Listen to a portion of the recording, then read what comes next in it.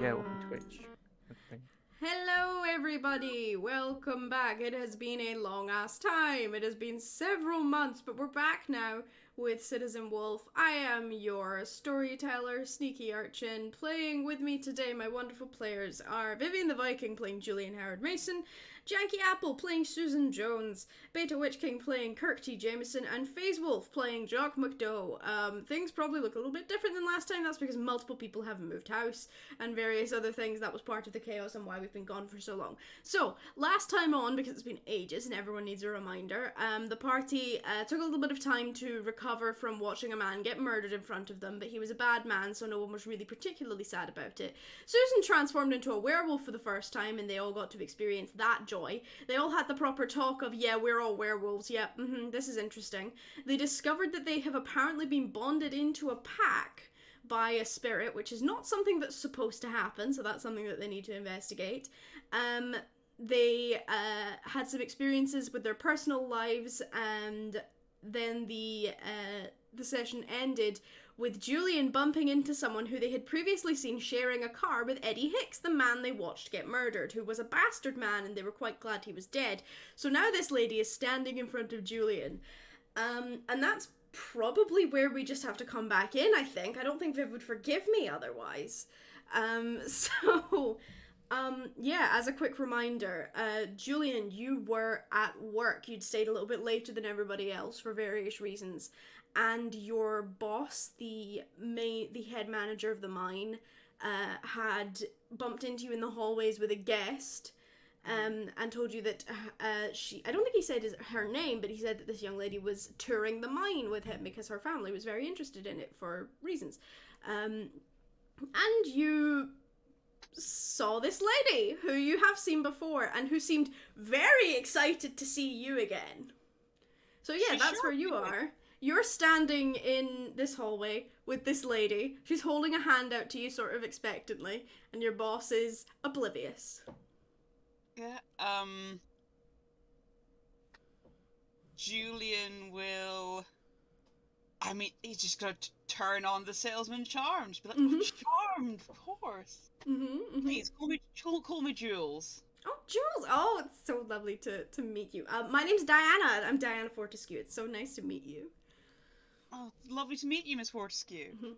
Yeah, your boss, whose name I have forgotten. Hang on. Mr. Douglas, Douglas, that's it, yep. Mr. Douglas chimes in at this point and says, yes, Miss Fortescue's family are looking into the history of their family, and apparently they come from around Dunmore, so she's been here sort of having a look around the local area and things like that. I was actually, this has given me a wonderful idea, Miss Fortescue. I wouldn't be able to really properly show you around the town because I need to get back to the wife and kids, how it is being a family man.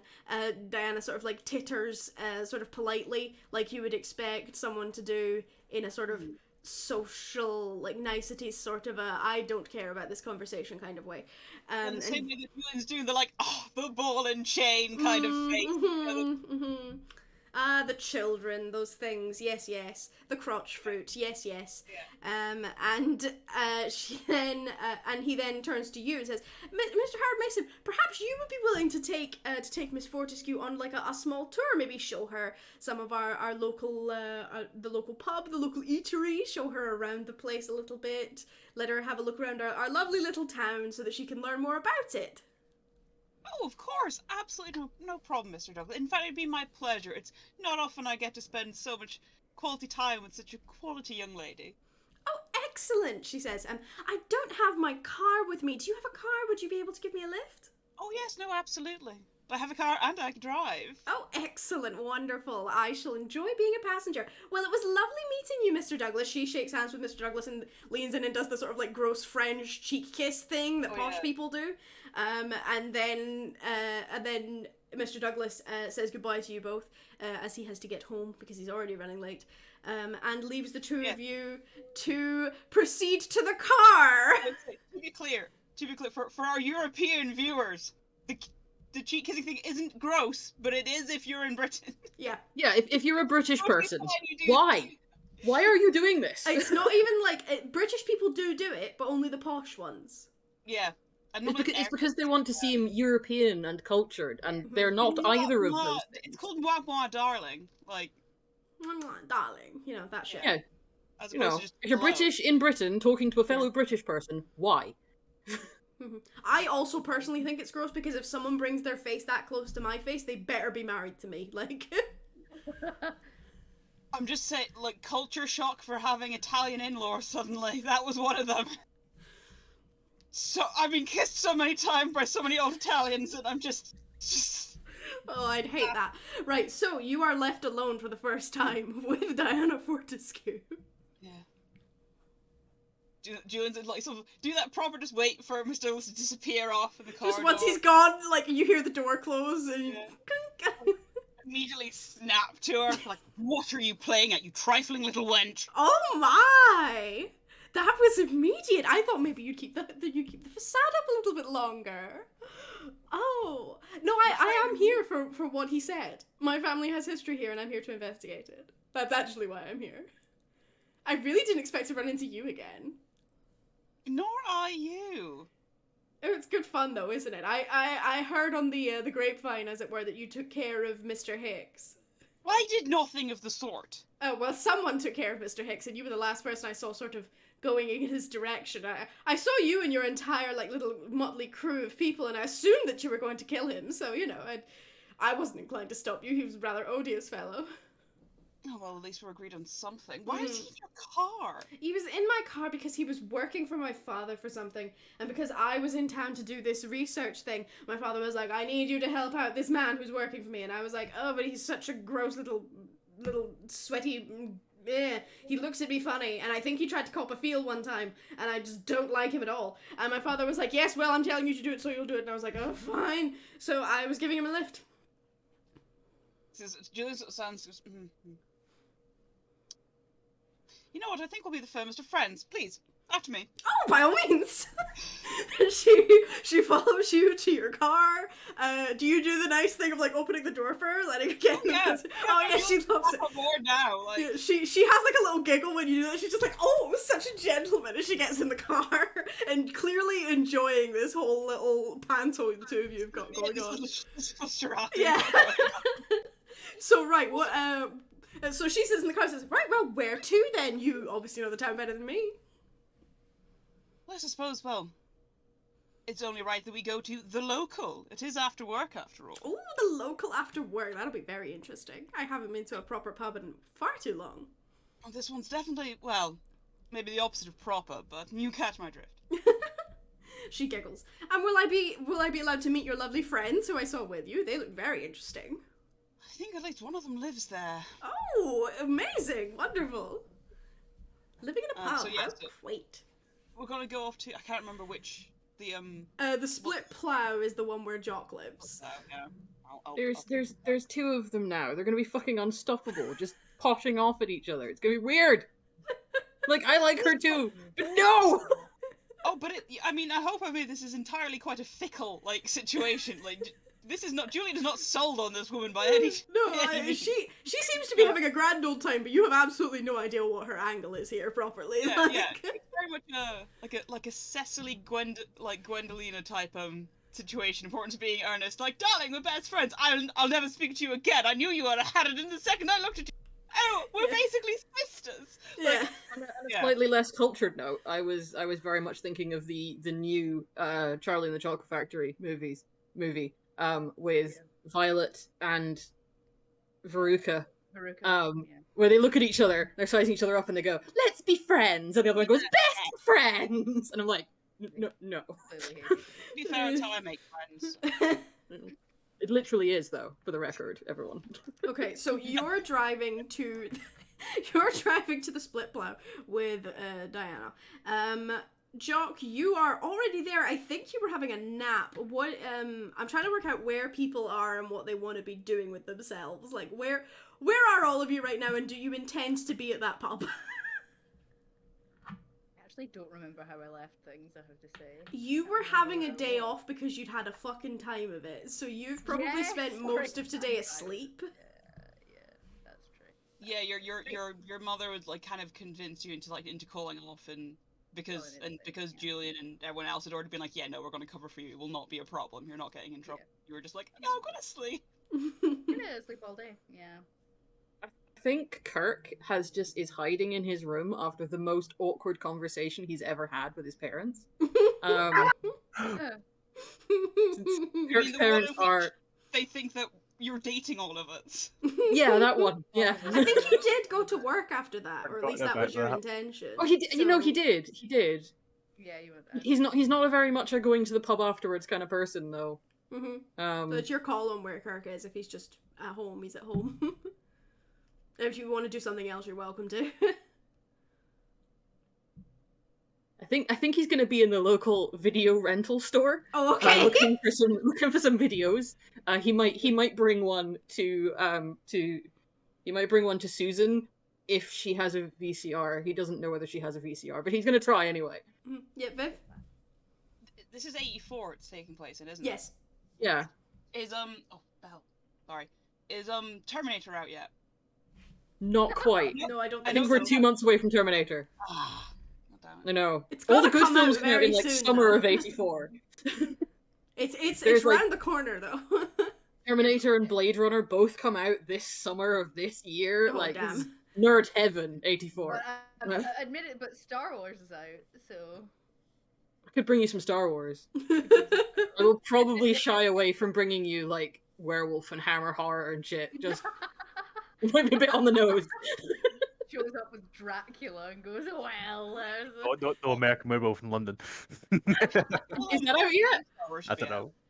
Is Viv, is American Werewolf in London out yet? I think it is. I think it was 80s, but I think it was late 80s. I can't remember. I'll have to look that up. But yes, I'm gonna go and try and find some videos for myself and for Susan. Okay. Susan, what are you doing? Are you just staying home, or are you gonna? I'll stay home. Okay, on cool. the, And Jock, you live there. Are you gonna be in the pub, or are you? Yeah. Given that I think Jock got to work late, did his shift, and then just went back and crashed because he hasn't actually slept since last night. Yeah. Probably, upstairs asleep, or at least mostly asleep. Okay, sure. So, Julian, you get to the split plow with Diana Fortescue. Your friends are not here, but most of the mine who's just come off shift is, so they are it's quite busy right now. Rita's clearly quite busy, but nods at you when you come in a sort of oh, he's here again. That's interesting. Yeah, and yeah, so what do you want to do? Diana's very much looking at you to take the lead, just like, You muted, Viv. Yeah, sorry. I just partly because I might be leaning because I need to appease a hedge haggis. Right, yes. As a little alping. But yeah, so I suppose he'll sort of like just open the door with a flourish and be like, "Behold, the local." Oh, do people notice you? Being like that. A few people look up and are just Do they like, notice? okay, Yes. and then just like go back to their stuff. Rita definitely notices and like narrows her eyes, like, what the hell are you doing? Yeah, do they notice? Yes. Do they give a shit? No. No, for the most part, no. Yeah. What's good Do to you like drink here? Well, that's No. not the question. So between you and me, good isn't exactly the operative word. However, they do have quite a selection, including Oh. a wine list. Oh, It really? compares to 2 items, red and white. I Ah. can attest to the red. Ah. Well, yes, certainly.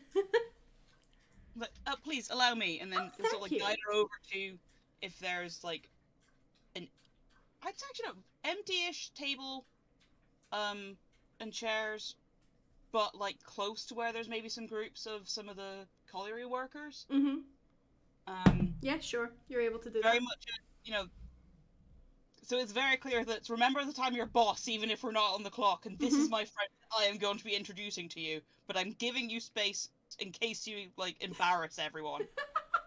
Yeah, so a few of them do like they sort of like lift their pint to you as you go past, stuff like that. They recognize you.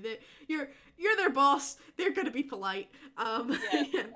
So he's gonna pop Miss Fortescue down and be like, "Oh, these are some of the colleague from the mine." Oh, hello. They look at her, and it is very much like a sort of a, there is an alien in our house right now. Like, who is this posh lady? And one of the younger ones just sort of goes, right, miss, nice to meet you. First, to be like, don't talk to women like that. Jesus Christ, what's wrong with you?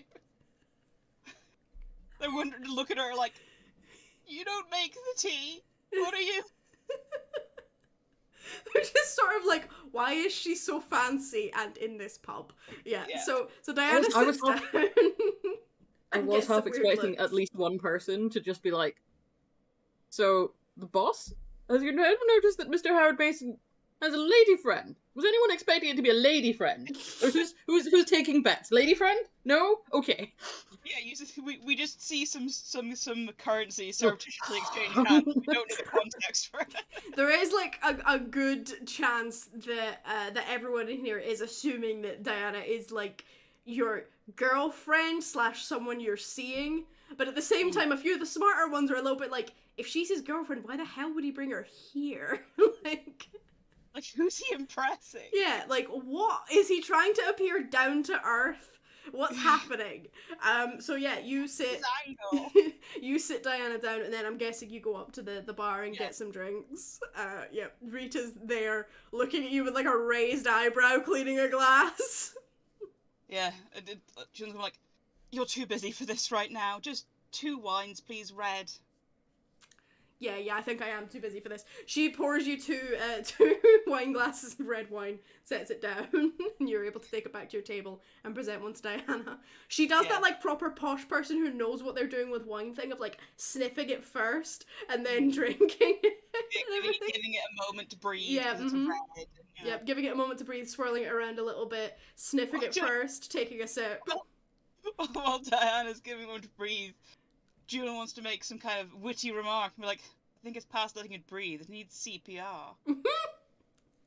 She giggles excitedly and says, oh, I did think that I might like you when we met. Oh, this is going to be very fun. So how long have you worked for the mine? You don't exactly seem like the type, but I suppose upper management is possibly more fitting for you. Oh god, how long have I worked for the mine? I don't think we ever decided properly, so it's up to you. Yeah, no, I mean, I imagine, like, I was thinking, like, 5 years or so. Like, he's very much, like, he should have been promoted by now and doesn't quite know why he hasn't been. Yeah. Which is why he's itching for one. Yep. Like, oh, about 5 years now. That's quite a while. Do you live here? Are you local, or did you move here? Oh, I moved here. I've moved here, I moved up north. Oh, I see. I'm renting from a rather lovely old lady at the moment. She's quite a darling. Lets me have the whole top floor. It's a lovely little situation. Oh, very nice, very nice. Yes, well, I have, well, like I said, I've got family roots here apparently, so I'm here investigating that. That's going to be quite interesting. I think that the reason that I was having a tour around the mine is that obviously it's a very important part of the town, so I wanted to see it. But also, way back when, apparently my ancestors might have owned the mine, or the mine that was there before the mine, possibly. And then it got obviously like nationalized and everything like that, which, so, you know, not ours anymore, obviously. But yes, I wanted to have a look around that, especially because it's very important to the town from everything I've been able to gather. Yes, no, it definitely seems to be quite the hub. Most of the jobs around here is linked to it. I'd hate to think what would happen if it should ever go, but coal's on the up, they say. Yes, I mean, it's always going to be needed, isn't it? So, yes, Yes.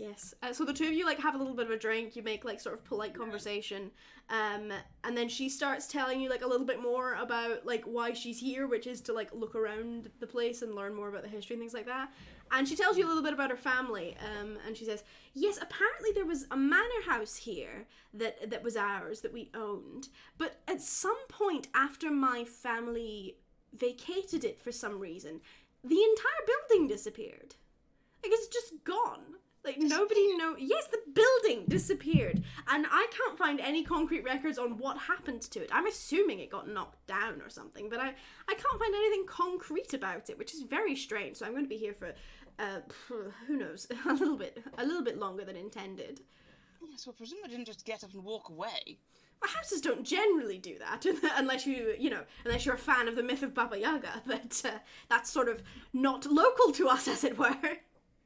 No, not quite. I wonder if, though, speaking of being local to us, two of my, motley crew, Mm-hmm. they are, in fact, they're born and bred here. The youngest two.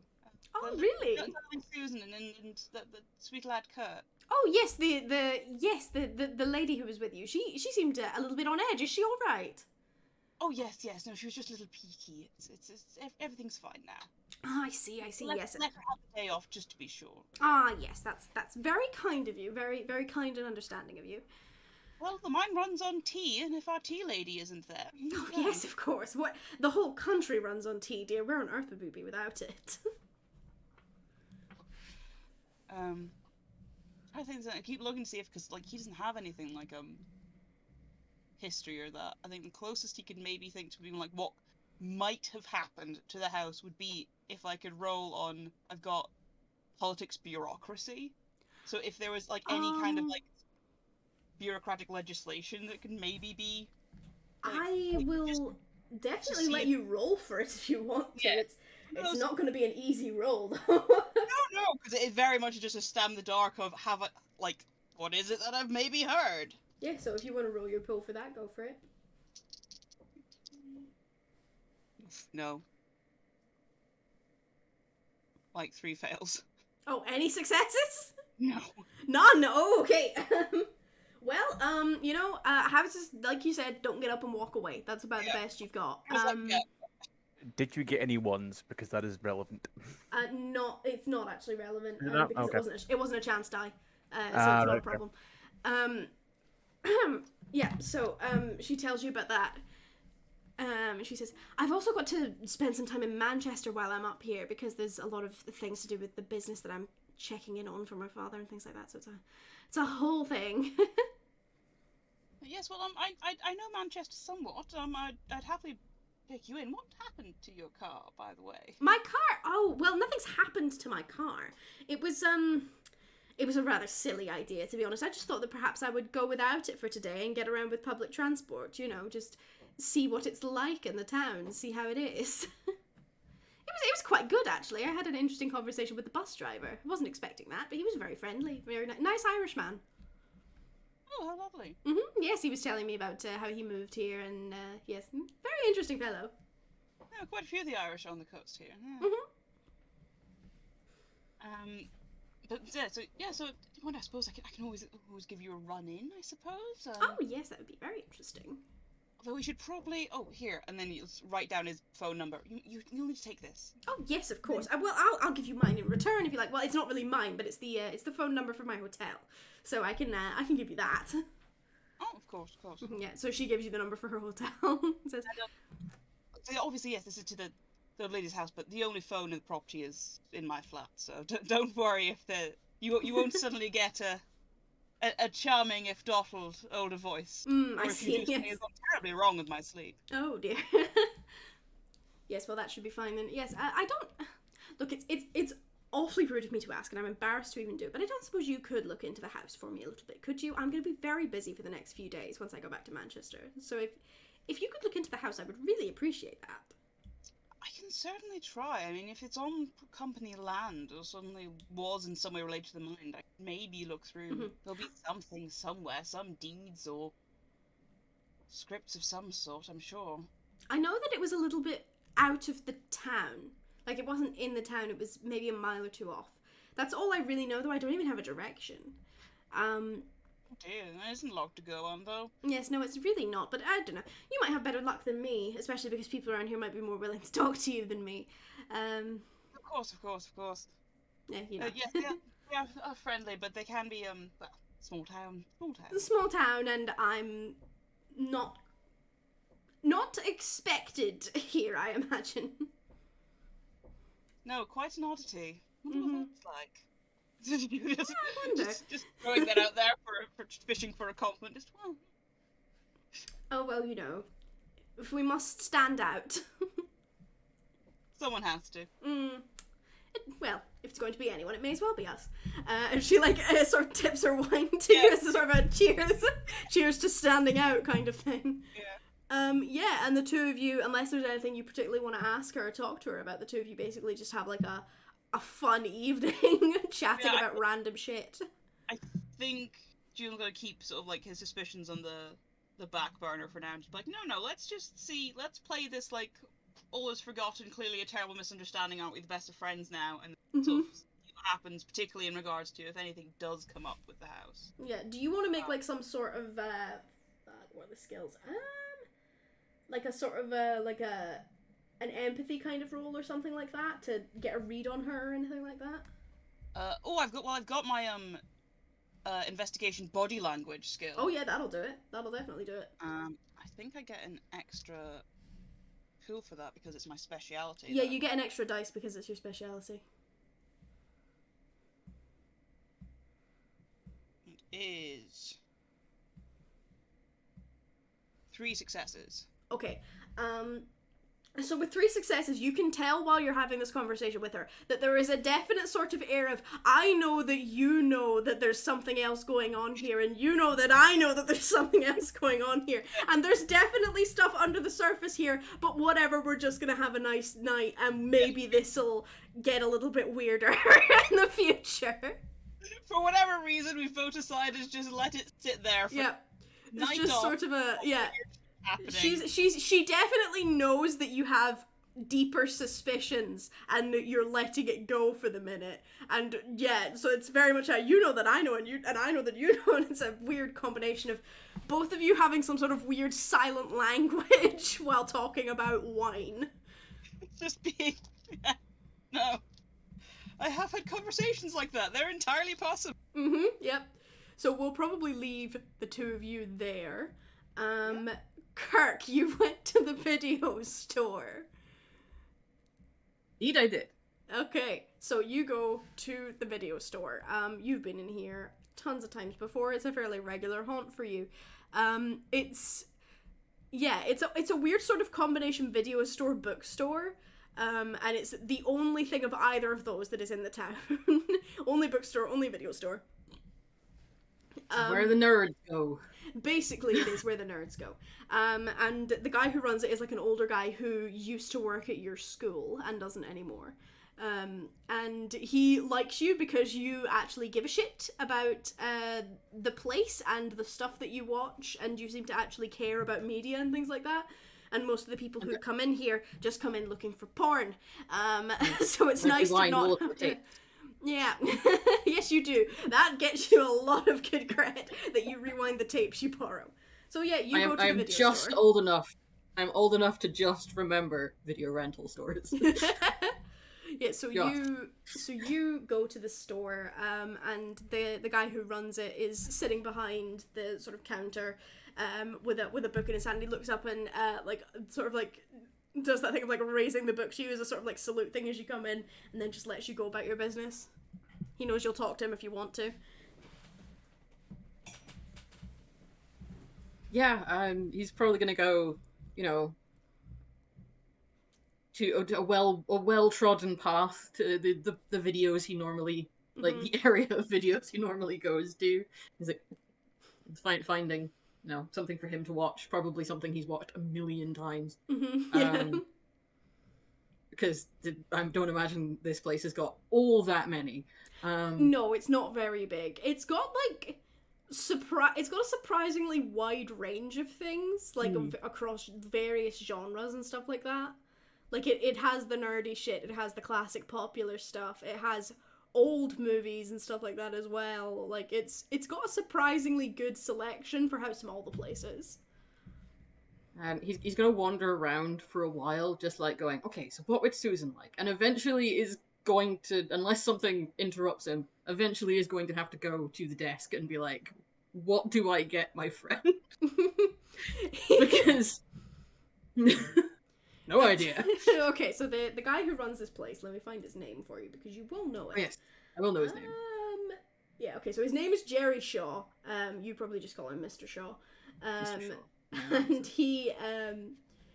he smiles at you when you come up to the desk. When you come up to the counter, and says, "How you doing, Kirk? How are you doing today?" You know, yeah, I'm doing all right.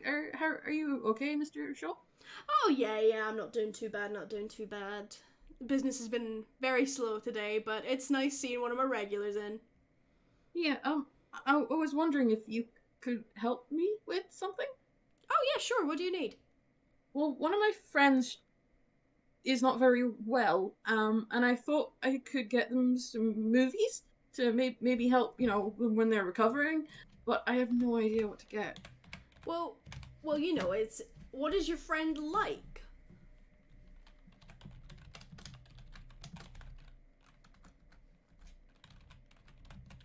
Friendly? No, I meant what things do they like? She's kind of a new friend. Oh, I don't really know her. Okay. I mean, well, we went to school together, but I don't really know her very well. I don't want to get her anything like scary. Okay. No 'Cause horror. she's recovering, so. Right. Yes. No horror. Let me think.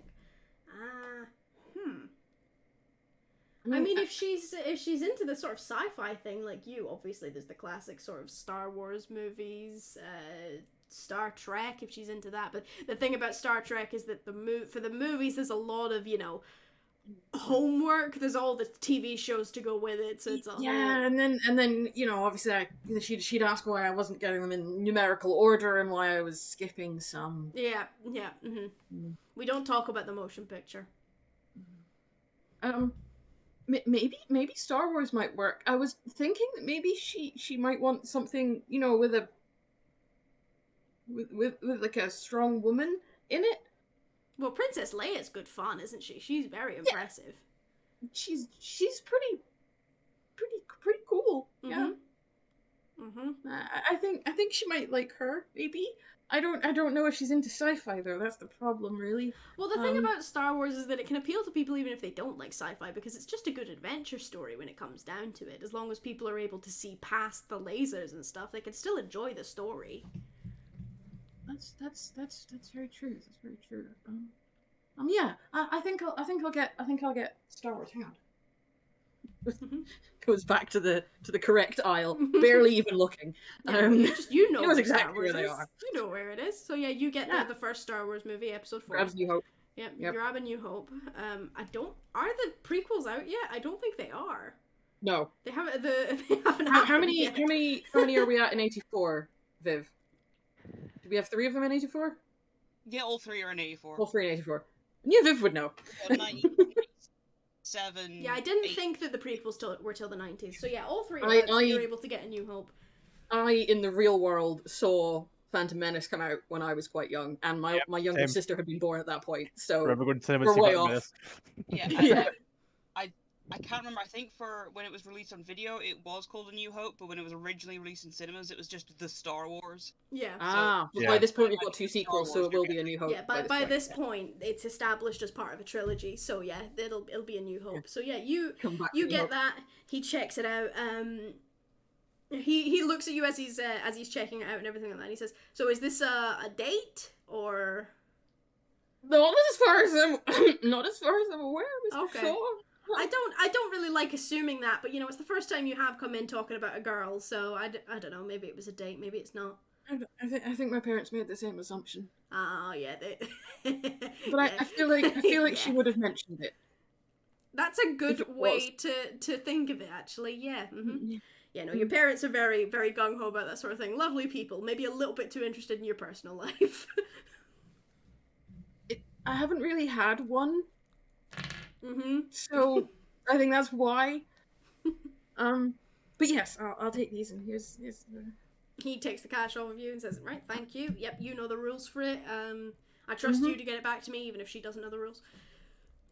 I'll make sure that it's all rewound and up to date. I'm gonna go and see if she's awake. Thank you for your advice, Mr. Shaw. Yeah, good luck. I hope she likes it. And if she doesn't, find out what she does like, and then I can recommend you some better stuff. Thank you, Mr. Shaw. Mm-hmm. Yeah, so you head off. Are you just going straight over to Susan's? Yeah.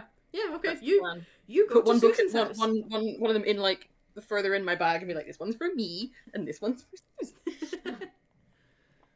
Yeah, Yeah, so just you head over to Just Susan's assume house. I know where she lives. No, Yeah, I you know have where been she to her house lives. before because I was kind of stalking her when I thought she was a werewolf. Yes, you were kind of Yeah. stalking her, and I think you were in the car when she got dropped off at home, maybe? I'm not sure. But you know where she Maybe, lives yeah. regardless. So Yeah. you head over to Susan's house, and presumably knock on the door. Susan, do you answer the door, or does your mother answer the door? I'm gonna let you decide. I feel like my mum probably answers. Okay, yeah, so the door opens, and Mrs. Jones answers the door and looks at you. Oh, hello. Hello, Mrs. Jones. Sorry to bother you. I was wondering if how Susan was doing. Is she awake? Oh, well, she's been in bed most of the day, but I think she is awake now. She said she was going to come down for dinner. So are you just here to visit? She didn't tell me you were coming over, but if Oh no, I just she doesn't know I'm coming over. I just thought that well, I was passing by the video store in town, and I thought maybe if she's not doing very well, that maybe a VHS might cheer her up. But I don't really know if you even have a VCR, so maybe that's not obviously I can just take it back if that's a problem. Mrs. Jones narrows her eyes at you and then smiles and says, "You know what? We do have a VCR. It's in the living room. But it is about our dinner time. But I made extra if you would like to come in and have dinner with us." I always make way too much. I'm used to making more than I should. So. Poor old Kirk can think about is how much this gossip is going to fucking spread. This is a small town. He's like, I have made an error. You're assuming that it isn't already spreading. If I could, that I would really like that. Thank you, Mrs. Jones. Yeah, of course, come in. She opens the door wider and lets you in.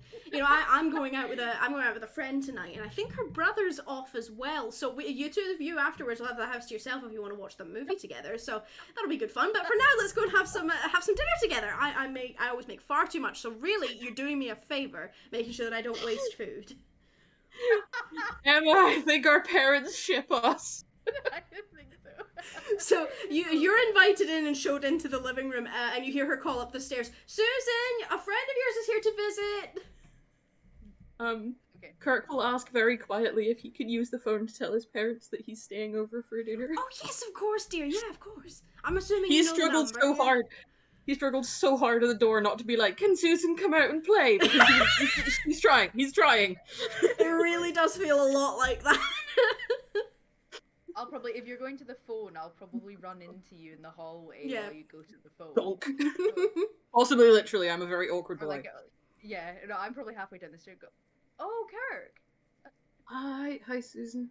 I didn't realize it was you. I thought it was one of my girlfriends or something. You. Well, I just popped around to, I was gonna offer you this movie to watch, since I know you're recovering, and I thought maybe it might help cheer you up a bit. And your mother asked me to stay for your tea, so, yeah, I'm just gonna phone my parents and let them know that I'm here. Yeah, call them. Then I'm gonna set the table. Oh, okay, yep. We'll shuffle past each other in the hallway. Just averting eyes. Yeah, as you're standing on the stairs having this conversation, Susan, you realize afterwards that your brother is standing at the top of the stairs, your younger brother, looking at you with his head cocked to the side, just like, what the hell is going on? And then follows you down the stairs into the living room where he helps your mum plate up food and everything like that, and notices the extra plate and is just like, okay, and continues on. Extremely 80s dinner that we could be having. Mhm. I was trying to think of something, but I don't know what. Something that has spam in it, I feel. Yeah. It's all Yeah, fucking that boiled, whatever it is. Yeah. Yeah. British people don't know how to cook without boiling the fuck out of it first. I think boiled spam might be too far, though. Boiled potatoes and some sort of Like something. green beans. Yeah, Green- so it's green- like Possibly it's, from the garden, because we live in that Yeah. sort of place. you know, maybe she probably does have a small garden with it's possible that the potatoes she grew herself as well. So yeah. Maybe. So yeah, you have dinner with Susan and her mum and her brother, and her brother and then is. Go ahead. Sorry, go ahead. I was just gonna say probably very meat and two veg. It just Yeah. absolute basic. Yeah, so it's nice. It's good. It's decent food for as it's as decent as that sort of food can get, really. Not like we would know anything really very different to it No, anyway. no. So, this So, and yeah, roast. you have a nice dinner. Yeah, you guys basically just make like polite conversation, and at one point in the meal, Susan's mum, Mrs. Jones, says, "Yes, and Tommy," gesturing to Susan's brother, you're heading out tonight, aren't you?" And he looks up at her and goes, "I am." And you hear like this weird thud noise, and him go, "Oh, yeah, I am. I'm going out with the lads. We're my mate got a car recently, and we're gonna go for a drive up the moors. Yeah." Sounds wonderful. Yep, that's what I'm doing. He like glares at Susan like, this is somehow your fault. And then Mrs. Jones says, "Yes, and I'm heading out to my book club." Susan, you know for a fact that book club is not tonight. Not a day. Nope, this is not the night that book club happens. Kirk knows none of this for certain, but he is staring at his plate and his eyes have not left it since this conversation began. Yeah, so I'll probably be back around, probably around 11ish. So yeah, you should have plenty of time to watch your movie. They're not usually longer than about 2 hours or something, are they? They're not. Yeah, so you should have a few hours at least. And Tommy, you just make sure you're back by midnight, right? And Tommy, who is like a teenager at this point, he's like about 17ish. I think he's just gone 17. He nods and says, "Yeah, I'll be back by midnight, Mum. Yeah, I will." You're like clearly like rubbing his shin under the table as he says. Your mom's got legs on her, apparently. Oh, fucking kid, My Jesus. mother kicked him under the table. It was savage. Yeah, so eventually, Mrs. Jones and Tommy Jones, fuck, that wasn't deliberate. That was not deliberate. They clear. On his parents' part, though, that's the question. It might have been. Yeah, so they both disappear, and the two of you are left alone in Susan's house. Your mum does like do that thing of being like, "Oh, so this is how the VCR works. You have to make sure that you turn it on in this order, because otherwise the TV gets funny." Yeah. So Kirk, you're quite techie, aren't you? You know what you're doing. You'll be fine. You'll work it out. Yes, Mrs. Jones. I think I get it. I think I understand. Yes. Yeah, okay, you kids have fun. If you have any problems, call Sandra, okay? Because she's hosting, so I'll go over there.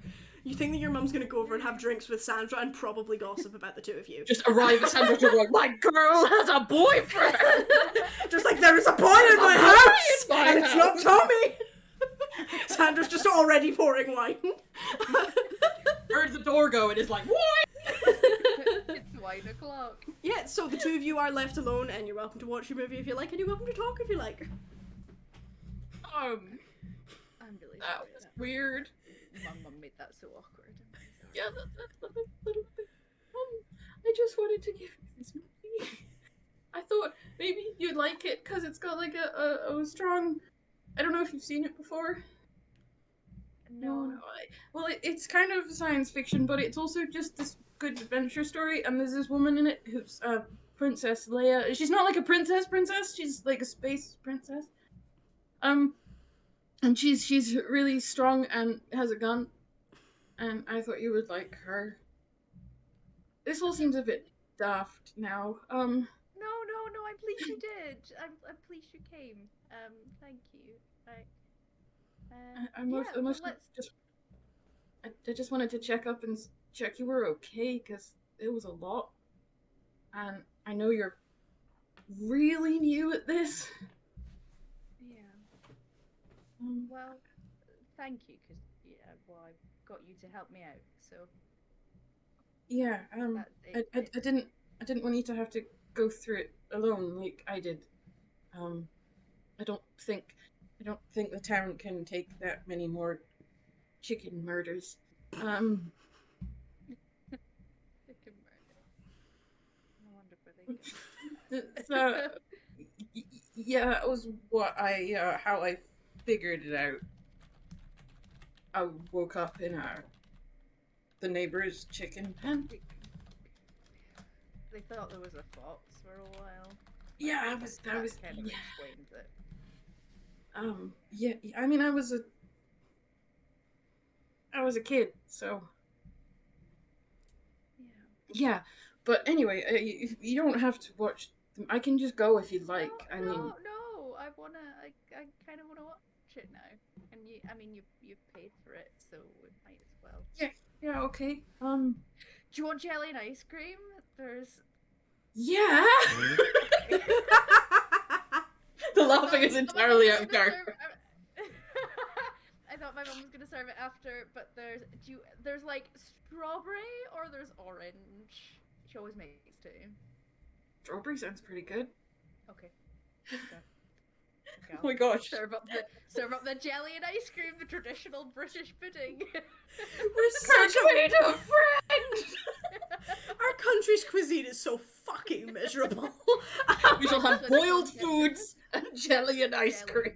Trying to explain the Was it concept of jelly and ice cream to an American who's not having You, it. you're forgetting the one other food group we have. Fried. Yeah. Yes. I was That's more north though. forgetting Fried. beans on toast. Oh, yeah, beans on that's true. toast Beans on as toast. well. Anything on toast. And just And- we do and, weird you shit know, to bread, like one eggy thing bread, we sandwiches, actually- stuff like that. One thing we actually do well though is a good roast dinner. Like Mhm. Love a good roast. Yeah, but that's for Good roast Sundays, But you didn't come, Kirk. but you didn't come on a Sunday. you can Kirk. come on a We Sunday. had boiled spam and green beans. So. Oh, boiled spam. I don't think the spam was boiled, but I don't think spam can be boiled. I don't know. It is now. I mean, I mean, can it be that thing where you put it in a little foil parcel with water in it and you put it in the oven? Because my mother was a my God, queen. like a Pan Marie of spam. Yeah, no, don't even talk about how your mother made chicken. Just I have just described it. Oh no. Save us, our country can't cook. We colonized half the world for their spices and then just didn't fucking use them. They used them. It was hard. Well, And Jill, vanilla. you have to- Fucking love vanilla. Yeah. We love a vanilla. We love it. Anyway, jelly and ice cream is Yeah. vanilla ice Yeah. cream. So you guys have jelly and ice cream. cream. You watch A New Hope together. Susan, I imagine you do actually really like Princess Leia because Yeah, she's I do. just so done with everyone's shit at all She's times. like, fuck you, boys. Yeah, and I think you empathize quite heavily with that sort of feeling of you absolute idiots, why am I surrounded by you morons sort of thing. Yeah, Whereas- it's fun. Kirk's just sitting there being like, I love Luke. He is so dumb. I don't know why I like him. I can't possibly think why I like this awkward, bumbling fool. Why do I empathize with this strange little boy who really doesn't know what to do with himself for the entire first movie? but has a very He's tiny given a old lightsaber and mentor looks down it. power. Like, yeah. What was that, Viv? But has a very kindly older mentor to see through his new power. Like, Yeah. Oh no. Yeah, so you guys do that. You watch A New Hope and everything like that. I don't know. If Kirk, I don't know if Kirk is still around when when Tommy and Mrs. Jones get back home. You might have tried to clear out before then to avoid them. Yeah. Way too awkward. So you clear out and go home, and your parents are sort of like, "Oh, you were out a little bit later." Yeah, they meet you. They're not doing that weird thing of like sitting in like a darkened room where they're gonna turn the lamp on and confront That means they're you. angry. Yeah, no, but they are sitting watching TV together when you come in. They're watching Doctor Who. Doctor Who! What Doctor is it in the 80s? It's 7? either 7 or no. And by no, I mean there isn't one. They'd be watching reruns. Yeah, they might be watching reruns. But yeah, they're watching Doctor Who of some respect when they come in and say, "Oh, you missed most of the episode. Are you you alright? You're in quite late." I was watching a movie with. It was. Oh, that's really nice. What movie did you guys watch? She'd never seen it, so I brought her A New Hope. Oh, great! I bet she really liked Leia. So She your said she parents, empathized with her, which worries me a little. your mom just nods firmly, and your dad sort of looks at her with this sort of fond expression of, yeah. Dad's looking like, we are useless, aren't we? He knows. Not all men, not this man. So yeah, your parents don't like push you on it because you think that they've maybe figured out that they're being a bit too pushy with that, so they leave that alone. And you're welcome to like just watch the new episode with them, whatever you want to do. Yeah, Susan, Yeah, when your mum comes home, she is a little bit insufferable. She never says anything directly because she's trying to do that parent thing of letting her child come to her with news and information, but she is also doing that thing of like making herself like a glass of water and stuff like that. Like running that out the tap while you're in the kitchen, just sort of going, so he seems like a nice boy. I hope you had a nice time with him tonight. Yeah, it was nice. Thanks. He brought a film I hadn't seen before, so That's nice of him, isn't it? Yes. Well, he seems very sweet. He's welcome round again if he wants to. I don't know if you might totally embarrassed him, but Oh, I was okay. Maybe I was a little bit. I was trying. there was no need to get Tommy to leave. Like, I just thought that it might be nicer for you guys to have the house to yourself. And besides, Tommy needs to leave the house more anyway. we don't need the house or so anyway. Look, I don't need to know anything you don't want to tell me. And it's just, I just hope you had a nice time. And he seems like a very nice boy. And if you want to invite him back, he's welcome back. I'll see. Mhm. I'll maybe look at what menu you've got coming up and see if I can, you know. Well, I mean, not if you give me forget more to do notice, I could make things. something nicer. It's okay. It's no. It's really. It's okay, Mum. It's not. But yeah. Anyway, it's late and I'm going back to work tomorrow. Mm-hmm. Yes. Go to bed. I've slept enough today. Tomorrow, to be honest. So. Mm-hmm. Yeah, well, I'm gonna head off to I bed hope as well. Yeah, I hope book club was stimulating. Oh, it was great fun. Mm-hmm. When she came in the door, she was like tottering a little bit. She's clearly Yeah. tipsy. Yeah. Yeah, and the Love a vintage novel. Anyway. yeah, an excellent vintage. Mm-hmm. Good night, Mum. Good night, Susie. So you and your mum both head to bed. Yeah, I think unless anyone wants to do anything tonight, we're clear to just sort of skip to the next day. Tommy sneaks in the back door smelling of cigarettes at like Absolutely. 12:30. He definitely was home by 12, definitely. Yeah. The car that his friend has is incredibly loud and wakes both you and your mum up when it parks outside. Yeah. And you hear like a sort of hushed like argument outside of Tommy going like, shut the car off, it's so loud, shut it off, my sister and my mum are asleep, shut up. Which really just wakes you up more. Yeah, so the next day, you all presumably go into work as usual. What day is it today now? Is it like Friday now? I think it's Friday now. Friday. Yeah, I think we're on Friday. Yeah, I think we have reached Friday, so it's the weekend coming up. It's the whole of work definitely has that sort of feeling of, oh, it's the weekend, it's the fucking weekend, of people just sort of like getting ready to be free for a few days. Yeah, is there anything you guys want to do today? Yeah, Viv? You muted, but yeah. Yeah, Julian wants to he'll try and, get to work on finding anything about the house, which will involve hunting down Susan and Kirk. I mean, Susan will be easy to find because she'll come through to him for his coffee order. But, You might have to summon me. yeah, I'll have to summon Kirk with the proviso of, let him know he's not in trouble, and also I need to see him. Because I imagine he made the mistake of not giving that pretext once. Not gonna lie, but when you say summon Kirk, all I can imagine is the Star Trek whistle.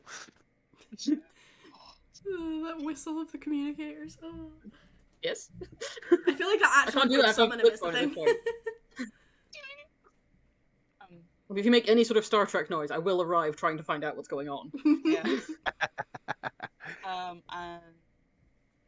And then I suppose other than that, it would just be like literally if he could find any sort of plans, like maps of the area around the mine, just to see if there are any like notice of there was there's a building here, or there is the foundation of a building, because again, for mining it'll be important to know if there was if there was a previous structure, yeah. So if you get hold of Susan and Kirk, and they both turn up in your office at around about the same time, so yeah, you can take that away for the moment.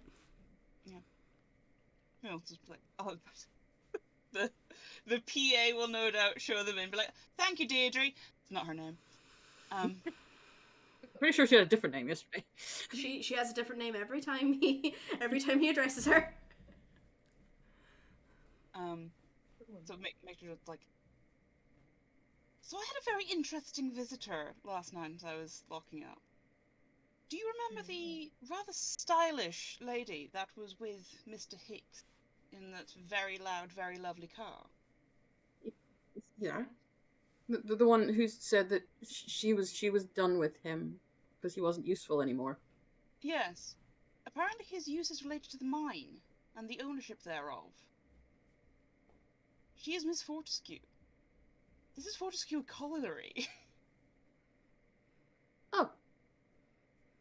The Her I family. mean, they don't own it anymore.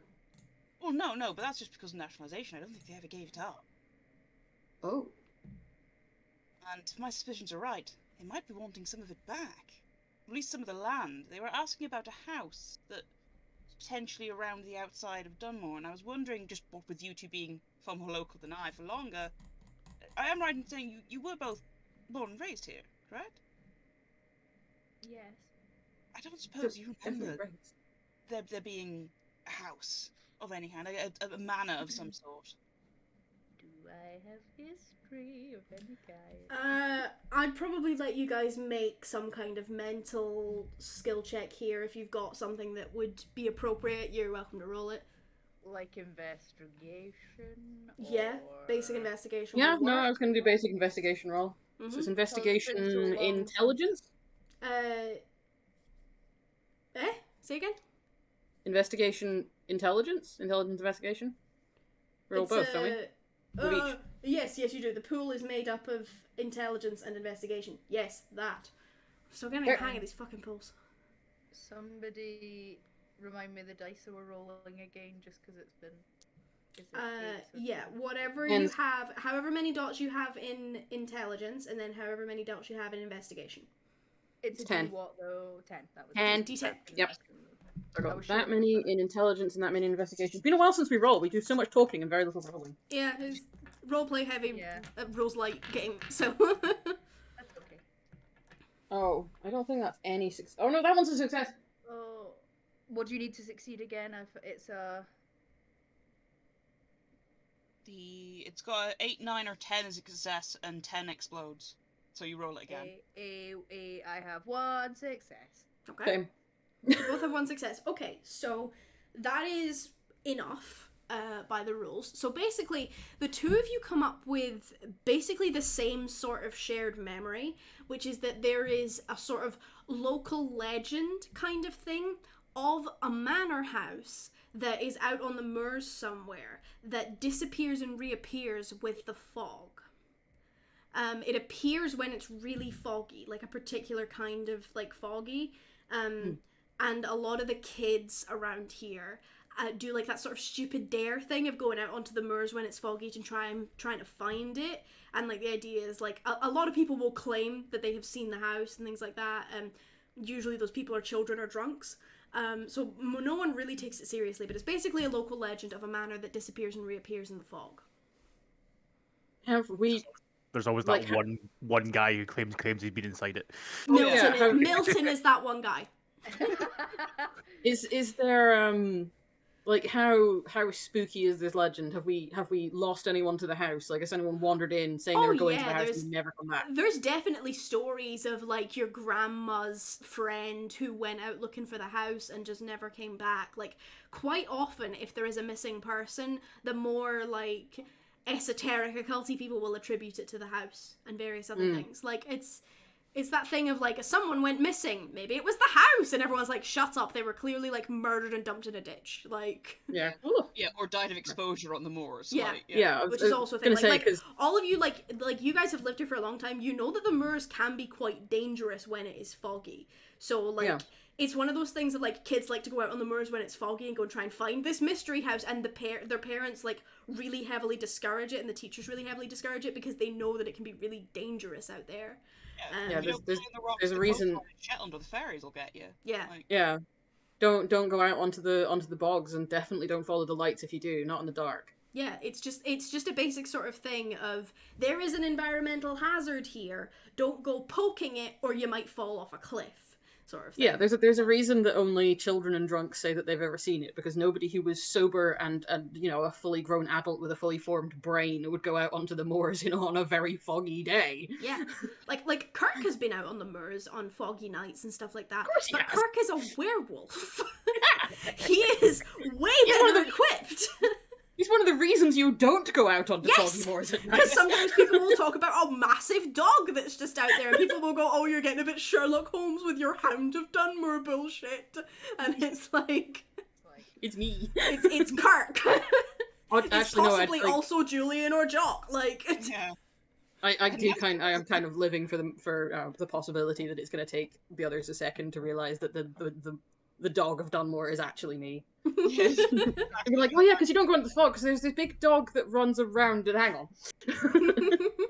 Yeah, like It's a there. fox, but it's much too big and wait a second. Yeah, because the fog gets so intense around this area because of the moors and because of the weather and stuff like that, and just the general climate.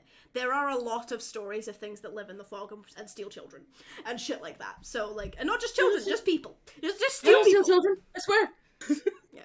So there's a lot of those. Most people don't give it any actual credibility, but it's a fun ghost story that kids pass around in a stupid dare to go out on the moors. So basically, when Julian says, do you know anything about this house? We'll probably look at each other and be like, you mean the disappearing manor? Oh, the house? Yeah. But- There is like a local legend about a house that It's in the fog. Years in the fog, yeah, on the moors. I very much don't like you saying that. You're still not in trouble, Kirk, don't worry. It's that Well, disappeared is precisely the word that Miss Fortescue used. As if the house disappeared. Well, I mean, there's sometimes a kernel of truth to stuff that people say about the fog, so maybe it's real. Kirk, I will say as well, on your, because of your specific habits, you reckon that Mr. Shaw will probably know, because he's really into local history and stuff like that, so he might know more about the actual Fortescue family. There's also a good chance that various other locals will have information that you don't have, and you'd maybe have to talk to them to find that out. I know Mr. Shaw. He runs the video shop, the bookshop in town. For a very, very small glimmer of recognition of the video shop, and then it'll be gone. Oh yeah, Julian, about the video shop. He has a secret stock of gay literature. Oh yeah, no, that's the recognition. He knows exactly. He's like, oh, him. Mr. Shaw keeps Also, another thing that you actually do me a favor, make just like an intelligence roll for me, Julian, just to remember something that you know about that place. Julian, how smart are you? We never remember. It's either very or not. I can't I think remember. Julian's quite book smart.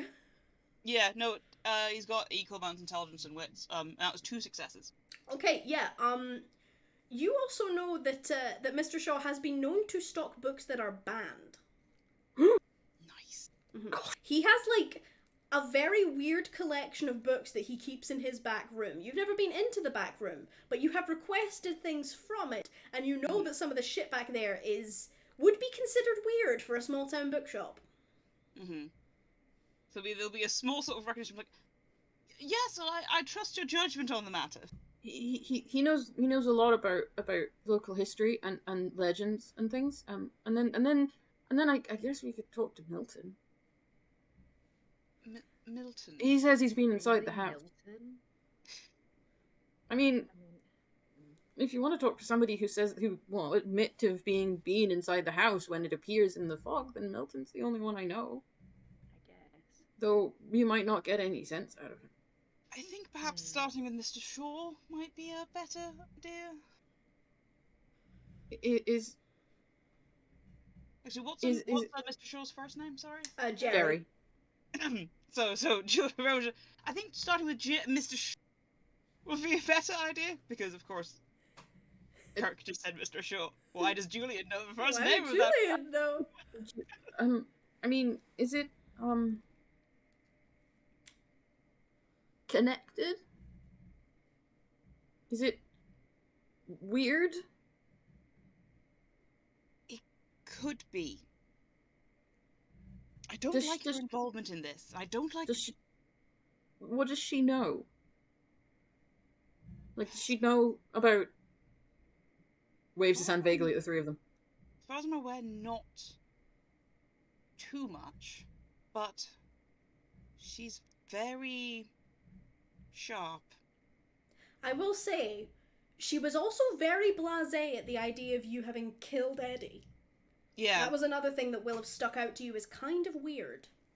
Yeah, well, that's, I mean, like, I suppose, like, with inflection, sharp is clearly a very pointed use of the word there. She was very, very cold, very, Okay. Very clever in a sort of cold way, yeah. Yeah. So I maybe shouldn't talk to her then. Please don't. Susan, you might come out less scathed, but I'd be careful when talking to Miss Fortescue. Okay. And again, I couldn't possibly tell you why, other than... Well, I mean, she was in the car with Eddie, so she must know something. Yes, she says it was to do with her investigation into her family history. This is what the manor's about. It was her family. Oh. Well, that's weird. I mean, did she know when it disappeared? She didn't say. Yeah, if she did know, she did not tell you. Well, we could ask some people, but If yeah, you I just know could, about Yeah. to I look don't at know what much perhaps more the about things I can find here, but if you could, both of you, again, Susan, maybe your mother might have a better idea. I have a feeling it was a bit, well, before your time. Okay. I can ask, just in case. She knows, but... And maybe keep an eye out for lunch break conversations? Just in case. If you say this house is known to appear and disappear and reappear, has been quite foggy these last few nights. You never know if someone thinks they saw something. well, It's kind of a kids thing, though. Like, well, I don't know. I mean, I feel like you grow it's out like of it by the time you're the age of everyone in the line. But yeah, maybe, it's sort of unless a you draw. nobody really most believes in it. It's sort of a someone goes missing and everyone says, "Oh, maybe the house took them." Julian's gonna stand up, just like do that, hand on death, be like, look at both of them. Consider what we are. Talk to me again about childish fairy tales. Ask people. I mean, I've not seen it, and I've been on the moor quite a lot. Sometimes in the fog. You're not quite like everyone else, though, are you?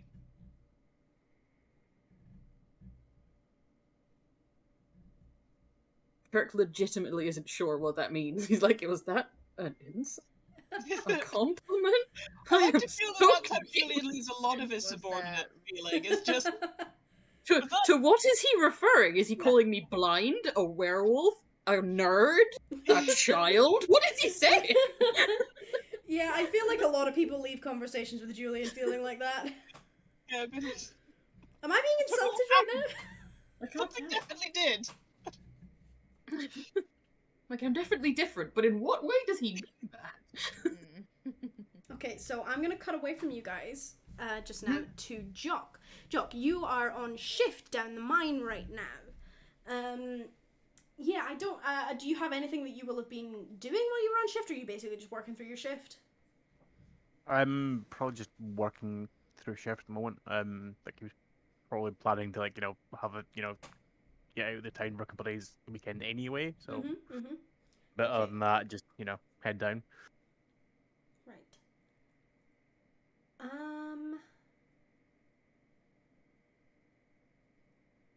Oh, hang on. Sorry. I can go back and be like, Julian would have asked Susan to also sort of clue Jock into it, since since we're all in this little whatever it is together, might as well ask. Okay, So, yeah, while she's so while doling out tea, being like, by the way, Okay, so Like- Jock, while you are on your your shift, I need you to make a witch roll for me, please. Just wits. Just wits. If you Okay. have anything perception based in any of your skills, you could add that, but otherwise just wits. I have wolf senses as a specialty for investigation. Yeah, I would allow that. Yeah. So just the specialty dot, not the investigation then. Yeah, you roll the investigation as well. So what you'll be rolling is wits, investigation plus your extra die for the speciality.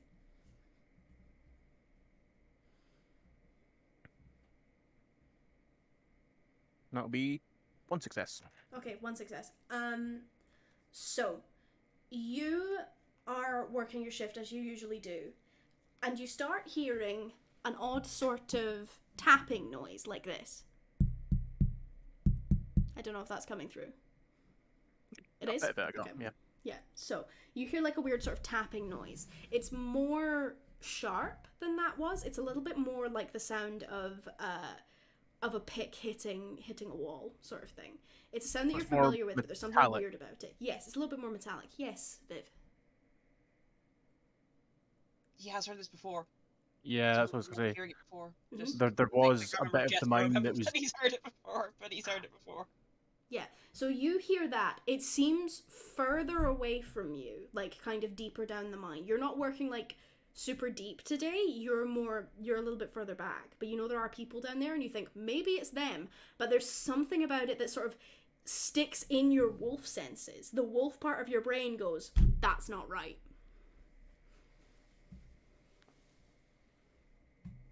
Was it the because there was an area that like I know this was a couple of months ago, IRL, but there was an area of the mines that there was rumors that was like there was something weird happens around about the area. Is it the same area? Yes, you think so. That was the area where the most recent digging had been, and you basically you hear it from that area again. Yeah, okay. He's definitely gonna check that out. What he'll probably do actually is wait until everyone else is about to head up for their sort of tea break. Okay. So And then do the whole thing of, oh shit, I forgot X. I'll just nip back and get it. I'll get the next lift up, sort of thing. Go back by himself. Okay, so you're intending to wait and investigate it when there's no one else down here. Like, unless there's anything like significantly, insignificantly different until that point. But yes. So while you are waiting, there's a little gap, and then you hear the tapping again, and then you wait a little bit more, and there's a gap, and you hear the tapping again. But this third time, it seems more insistent and more urgent. And that's the point when, from down the mine, you hear a tremendous noise and feel a horrendous heat.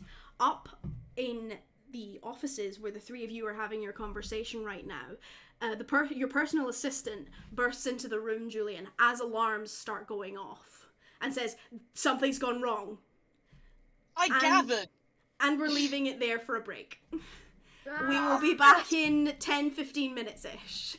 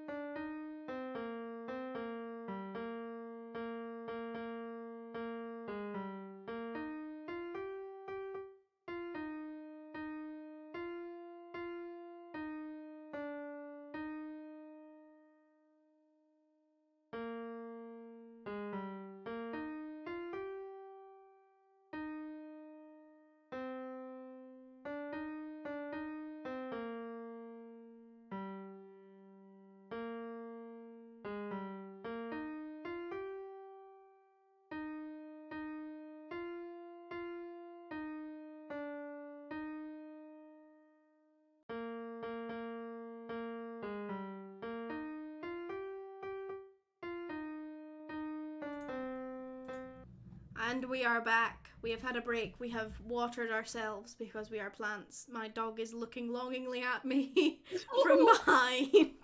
And I only just noticed that that's really quite cute. Okay, she's lost interest. Okay, so, in case you missed it before the break, people were having a conversation about a mysterious house on the moors that disappears and reappears with the fog. And also something went terribly wrong in the mine, and we don't entirely know what, and that's going to be very interesting to explore. So, how do I want to do this? Jock. You come to on the ground, kind of propped up against a wall. You have blacked out at some point. You're not entirely sure when. You don't think you're hurt, except for possibly your head. You might have hit it. So you could possibly have like a concussion or something like that. You can smell smoke and something else. And you can hear vaguely through some sort of fog. You can hear people screaming and yelling, and you can hear possibly some sort of crackling noise. So, oh god, the mine's on fire. Probably. Possibly.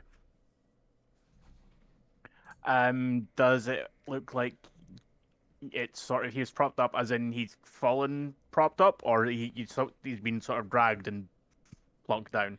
You think that you fell or were possibly blasted back by something. Right. Okay. In which case, Jock is gonna sort of get up, try and do his best, to sort of shake off as much of the business as possible, and is gonna start going towards and see if there's anyone down there needing help, still needing pulled out, stuff like that. Okay. Before you do that, can you, in your rather muddled state, make some sort of intelligence roll for me? It's basically to remember something that you've been told in the past. So just straight in. Yeah, unless there's anything you think you could add.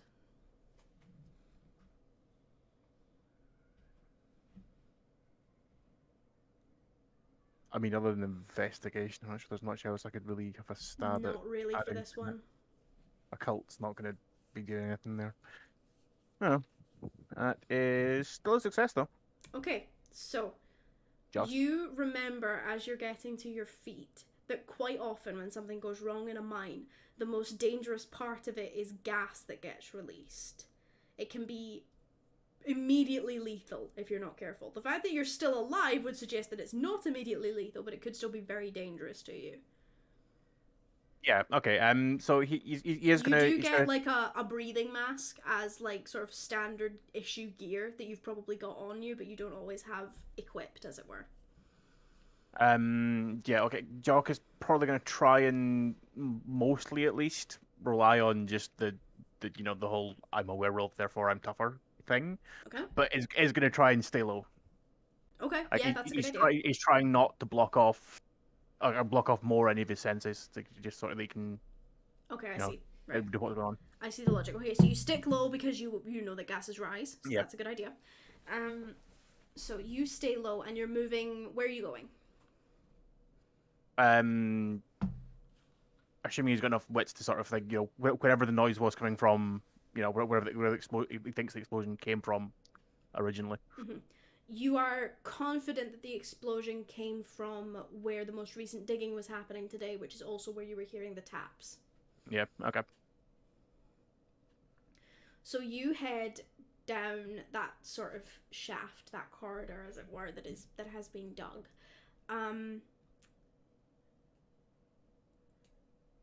What you see when you get closer down there is horrifying.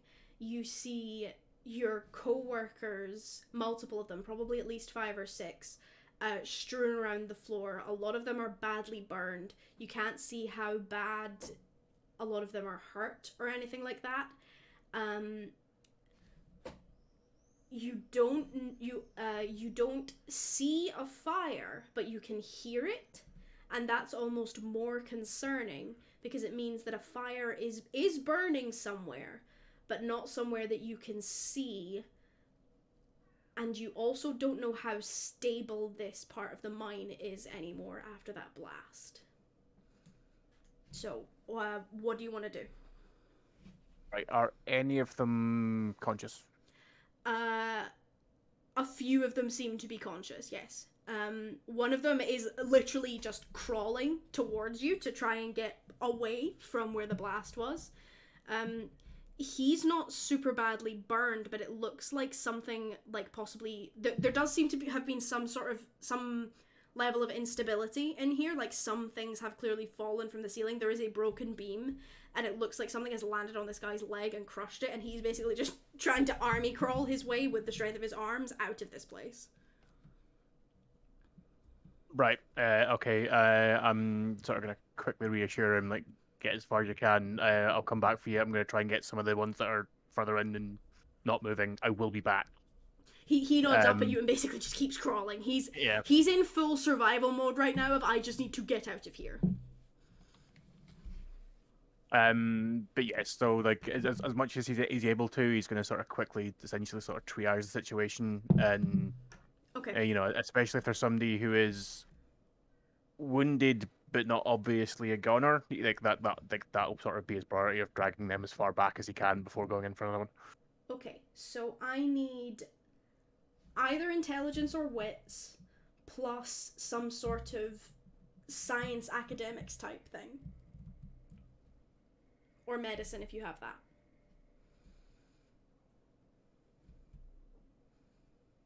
that.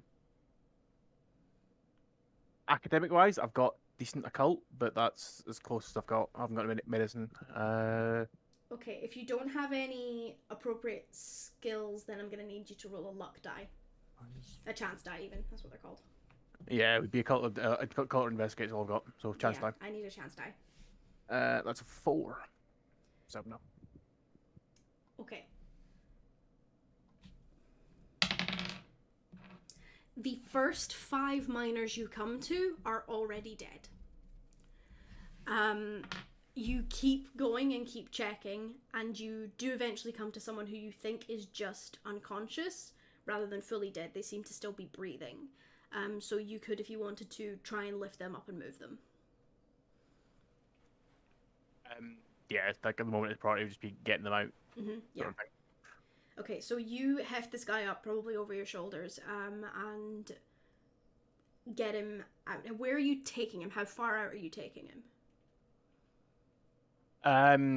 He'd probably take him as far back until, if he hadn't found anyone else walking by the time he got to the left, it would be a case of, as soon as he found somebody else that was, somebody else that was trying to get out, but not too wounded they can't carry someone, it would be a case of, take this person, I'm going to go back for more.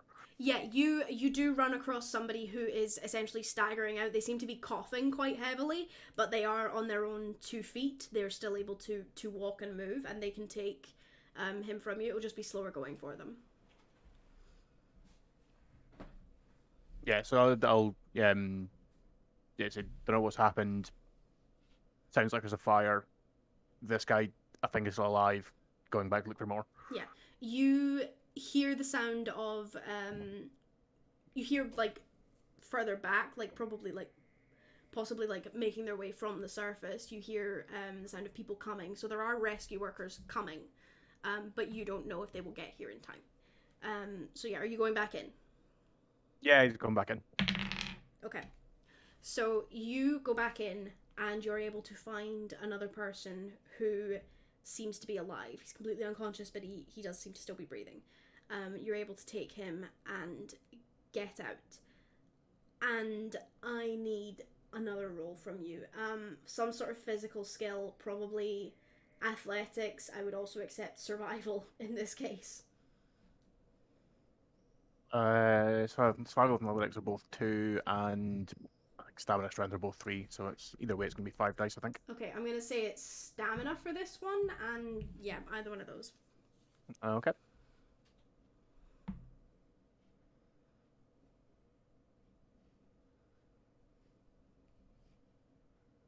That'll be 2 successes. Okay, you are able to get yourself and the man over your shoulders out of the dangerous area as the shaft collapses behind you. You don't know how much of it has collapsed, but you know that it is not accessible. You can't go back in for any more. So, up on the surface, so kind of protocol for what's going on right now would basically be rescue workers, people who weren't on shift currently, but who were sort of like, you know, in reserve functionally, will be going down there.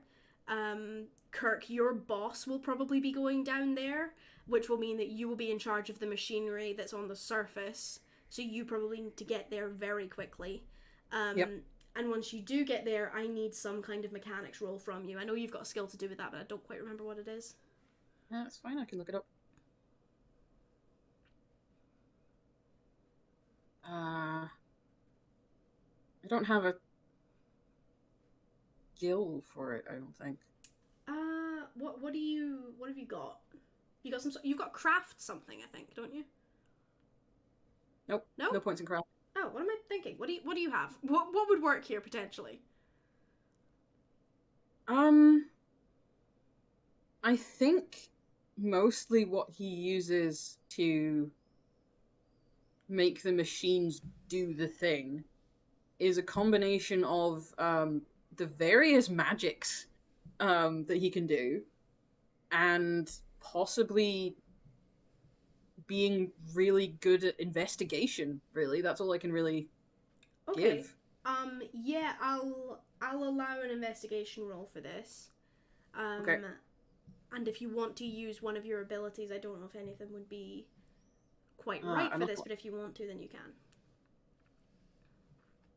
I think the main one that I could use would be quite dangerous in this particular instance, because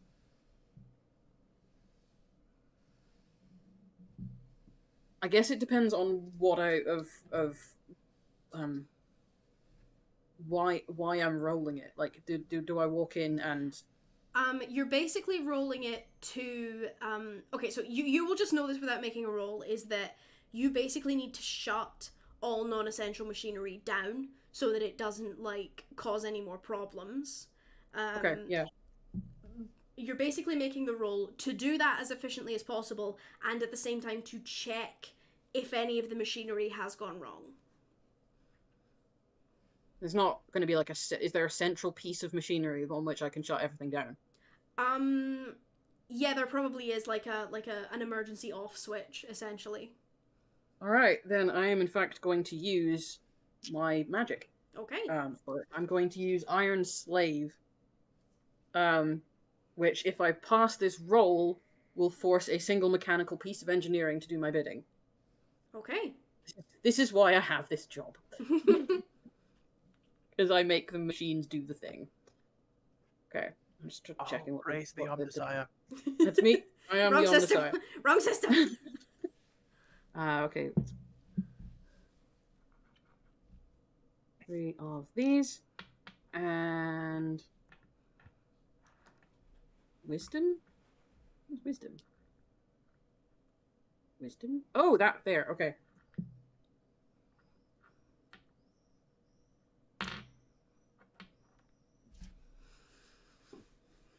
Holy shit. Okay.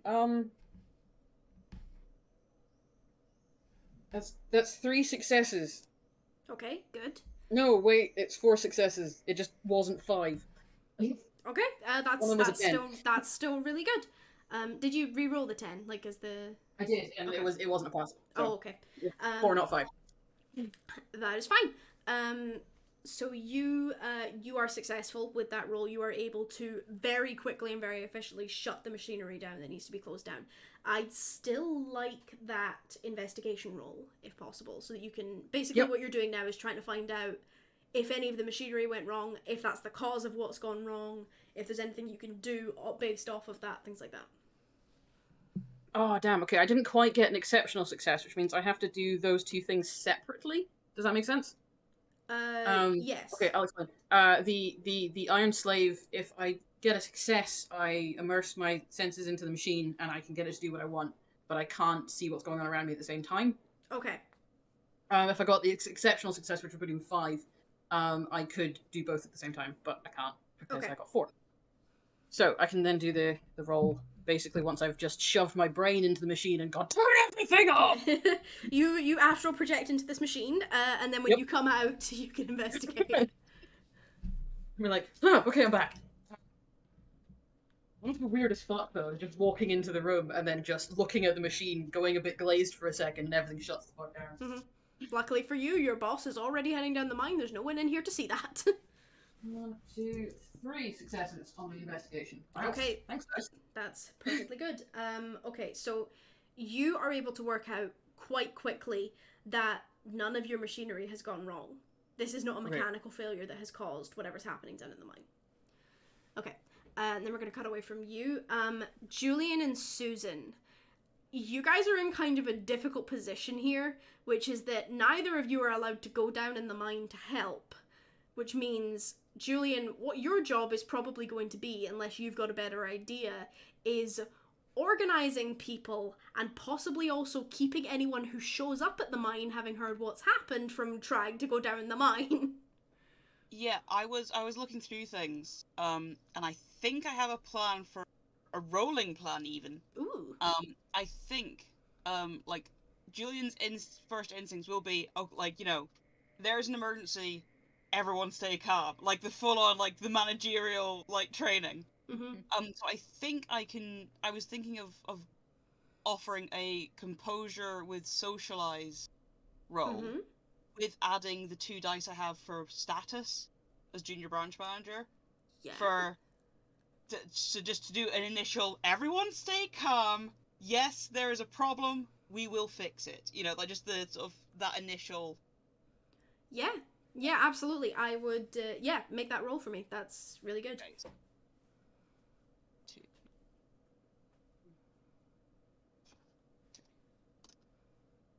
Run out of dice. Running a lot of dice. 1, 2, 3.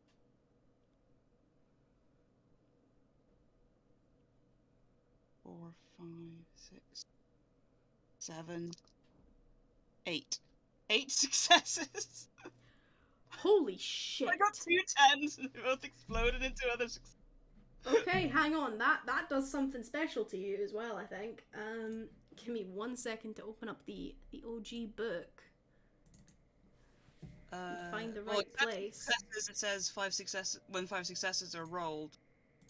When not in combat, this results in a beneficial condition that can be used by the roller or passed on to another player. Yes, that is exactly what happens, and that is what I am looking for. Like Okay. inspiration, or Not exactly. It's let me see what would be appropriate to give you here. The aura of calm. Let me see if there is anything like that. Just what's your condition? Well, Julian's just vibing, so it can't be that bad. Mr. Howard Mason is perhaps the most relaxed I've ever seen him. Which honestly will be a little bit worrying later.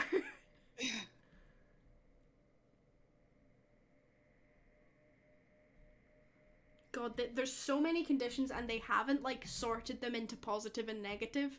So I'm just having to read through all of them and see if there's anything good. I can help you. Okay, out. I think that the best one actually might be the condition called inspired. Nice. Basically, this means your character is deeply inspired. When your character takes an action pertaining to that inspiration, you may choose to resolve this condition. An exceptional success on that roll requires only 3 successes instead of 5, and you gain a point of willpower. Nice.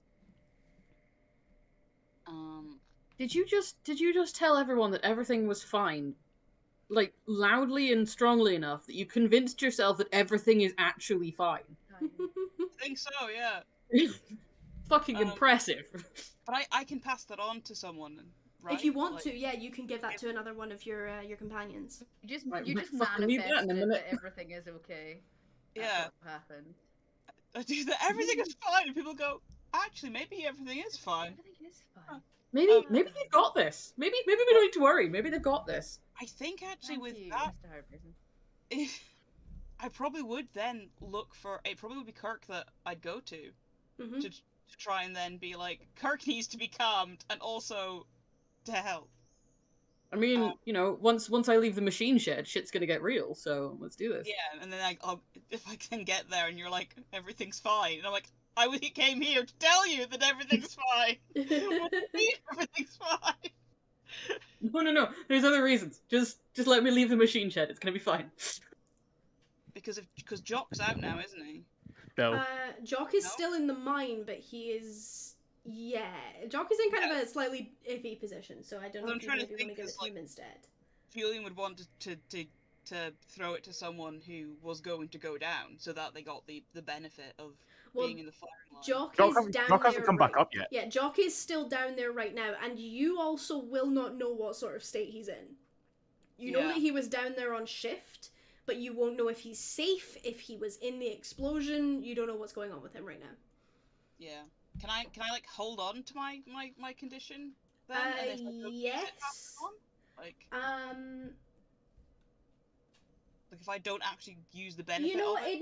it was never actually made clear whether or not you could pass it on at any time, so I'm gonna just say, yeah, you can hold on to it and pass it if you feel like someone else might need it. Cool. I've also just realized that I'm rolling everything at a disadvantage at the moment. Yeah? One of the things I have is, I say at a disadvantage, not in D&D Not terms. in D&D terms, yeah. I have something called pack dynamics with which has a drawback of when you don't know where a member of your pack is, you become restless and worried. Yeah. So you don't know what state Jock is in. I get a -1 to everything until I know if Jock is okay. Yeah. Even with those, you would have succeeded all of your previous rolls, so that doesn't affect that, but it is good to keep that in mind. I'll remember it. Okay. So, Julian, you are able to very efficiently take control of the situation. You are able to get people going where they need to go. You make sure that the rescue teams are good to go and everything like that. No one shows up at the mine yet, but you know that when word spreads, as it always does, that something has happened at the mine, you know that there are going to be a lot of families who are going to turn up, basically hoping and praying that their man's going to come home. Yeah, I might need that inspiration myself. Dealing with You might. very concerned citizens. That's gonna be something that happens later. You are aware that could be something you have to deal with. Susan, how you doing right now, buddy? Can't do shit, and I know I could if I was able to get in the mine, because I know I'm strong enough to lift people, but that's gonna raise some eyebrows, and they'll never let me down the mine shaft anyway, So, okay. This is also gonna be a really difficult moment for Susan because of what happened to your dad. I don't think I remember what happened to my dad. He died in one of these. Oh, good! Yeah, I can remember. he died down this mine in an accident a few years ago. Right. So this is going to be difficult for Susan. If you want to do something, like try and sneak down to the shaft to see if you can help, I will absolutely let you do that, but there may well be consequences for it. Why not? Fight it better than doing now. You gonna just try? Okay. Why not? Let's see if I could get in the lift. Okay, so so the lifts aren't active because it's dangerous to have them active when there is potentially a fire going on. But there are ladders that go down to the mines. How do you want to go about doing this? There's a few different ways you could try it. Let's look at my stats. I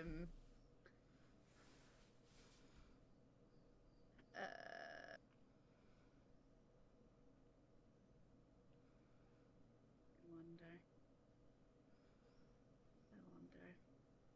Oh, I have absolutely none stealth, so. Do you have anything vaguely related to that? I don't know if you do.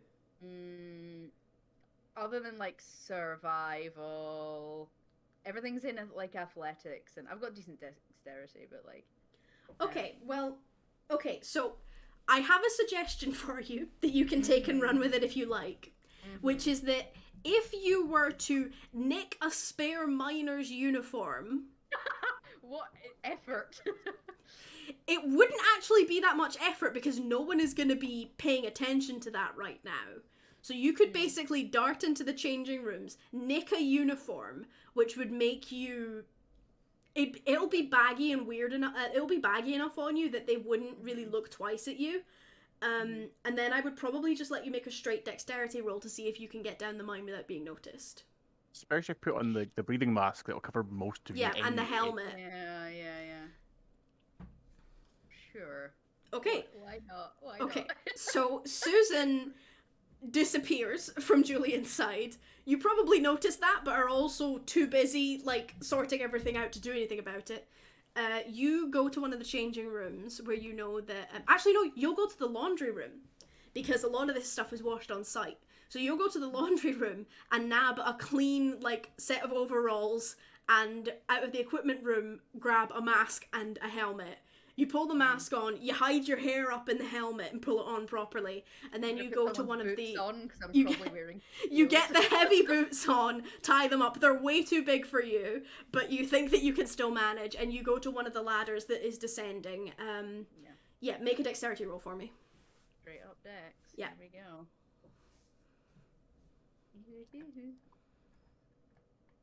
Oh. What? Just the one. The Okay. one success. That's all you needed. So Hooray. you are able to blend into a group of people who are going down to the mine, and you descend the ladder. Once you get down there, I don't know if you've ever been down here before. I don't know if you would have. You probably wouldn't have been into any of the active shafts, but you might have been on They a probably tour did like a mine tour when I started. But Yeah. Like they take you in the lift and take you back up again. Yeah, probably. So you've never been properly deep into the mine, but you have probably been to some of the more quiet areas. You kind of just follow the flow of people that are rushing towards where the accident took place. And when you get there, you see Jock having just dragged somebody out and a very recent collapse behind him.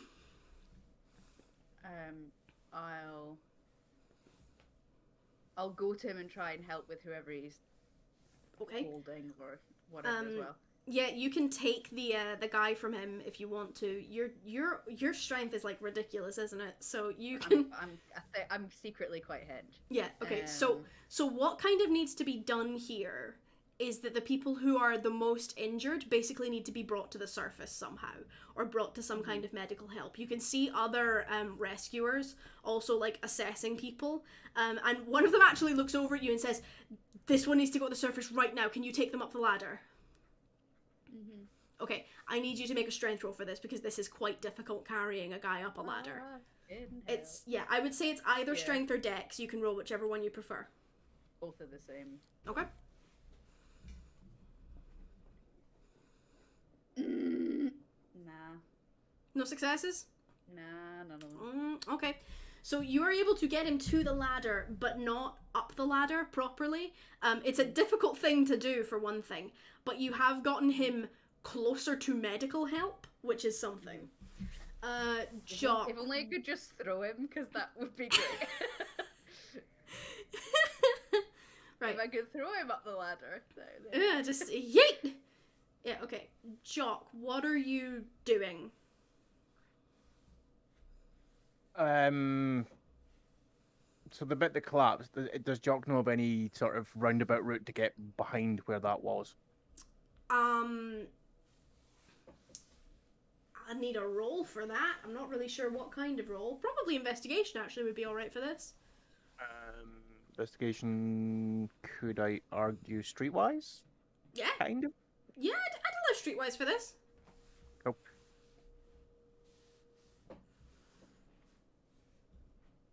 So that is single success. Okay, that's fine. You are pretty confident that there is not another way into that shaft. So basically what's going to happen is that the rescue team are going to have to try and dig their way in there. The biggest worry right now is probably the spread of fire, but again, that's not necessarily something you can help with. So your best bet might be to go with Susan and just try and get the other injured people out of the mine.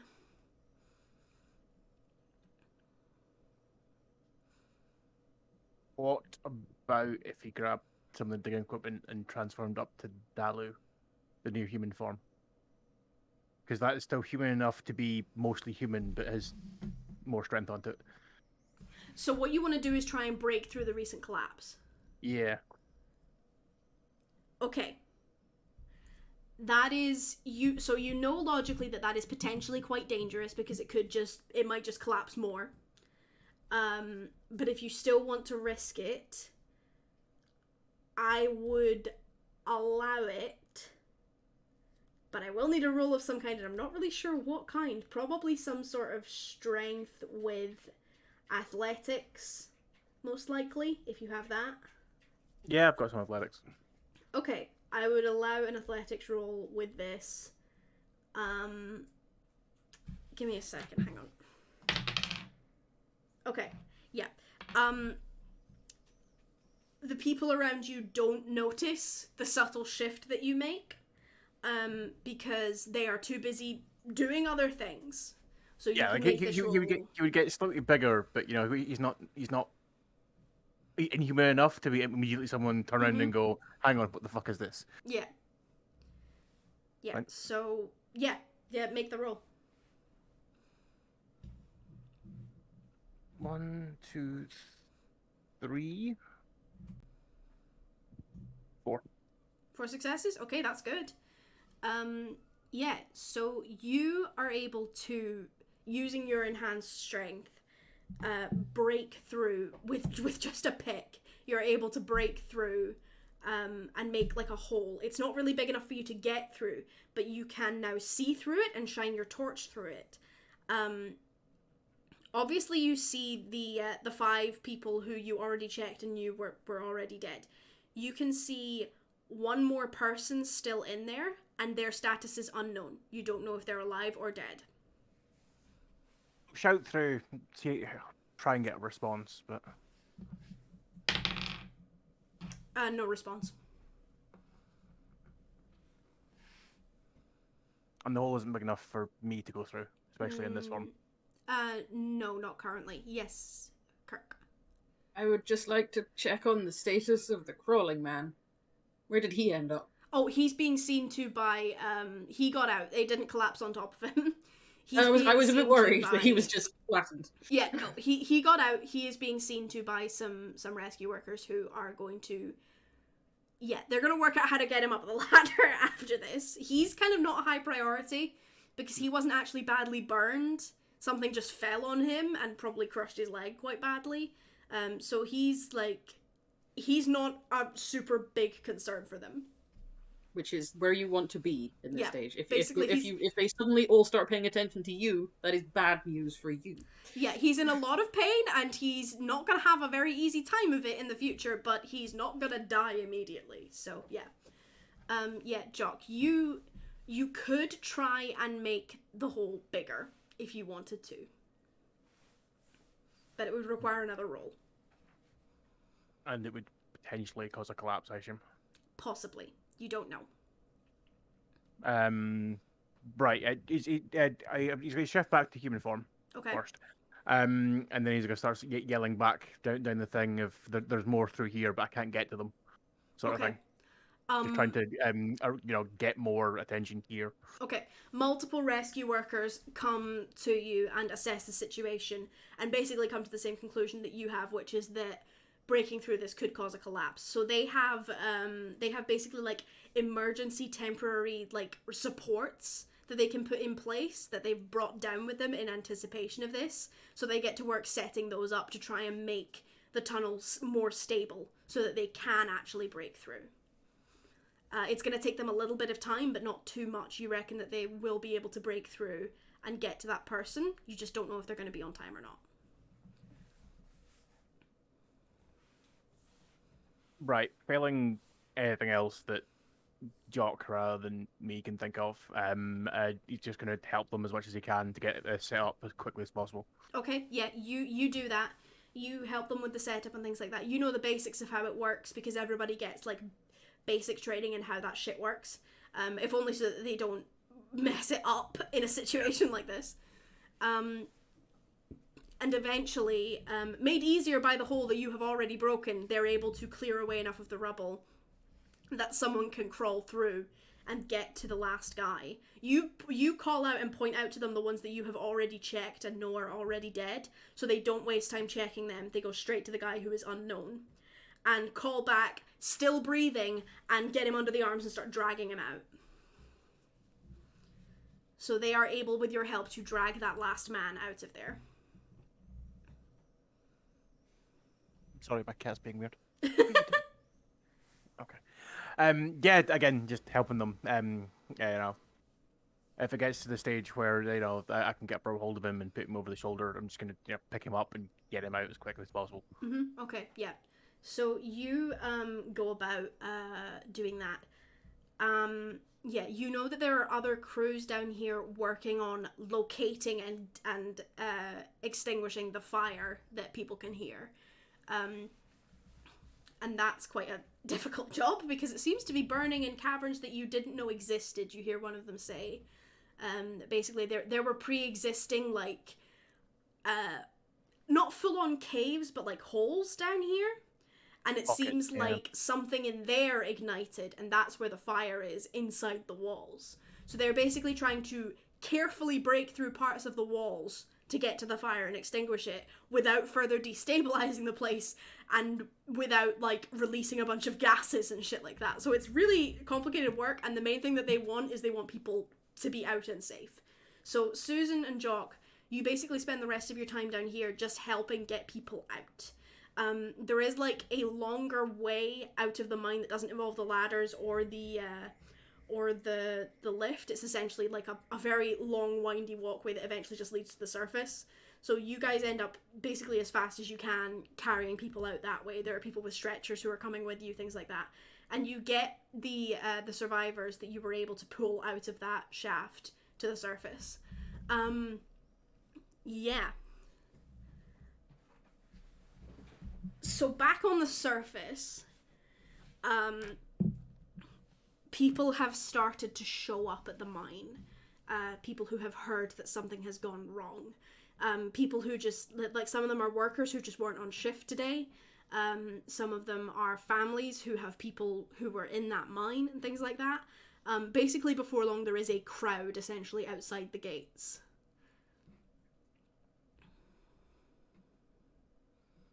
Julian, that's where Julian needs to be. Yep. Okay. So you go to confront the crowd. How do you want to do this? What do you want to do when you get to them? I want to continue with the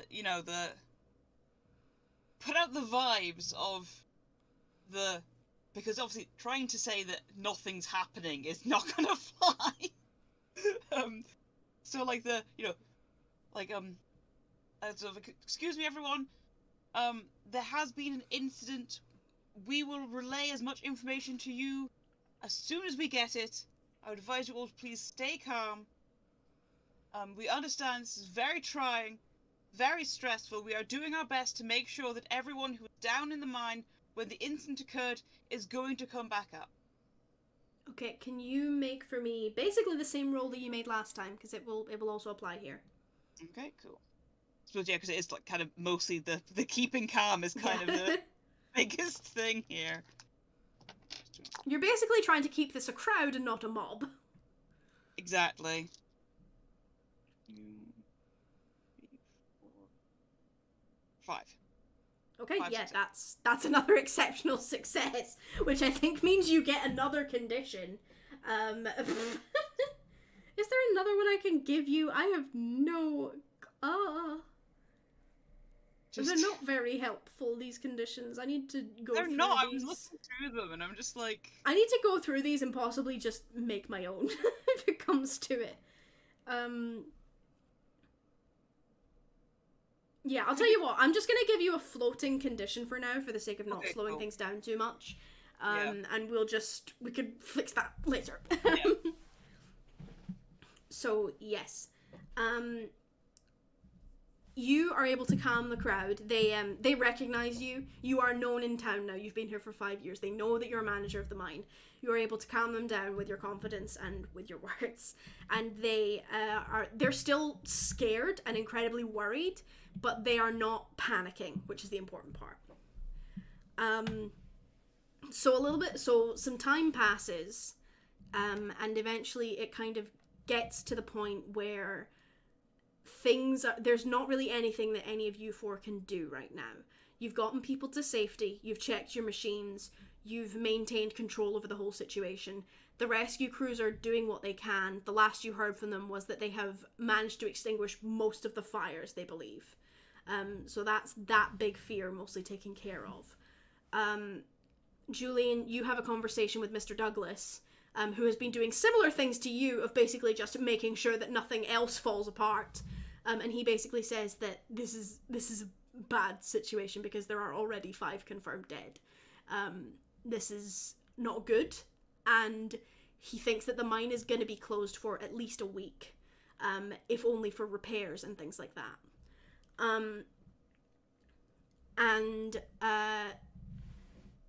You also end up getting approached, Julian, by the wife of one of the miners, who says that she works quite heavily with the union, and that her husband was on shift today, and he is sort of the head union rep for the mine. And she wants to know what's happened to him, basically.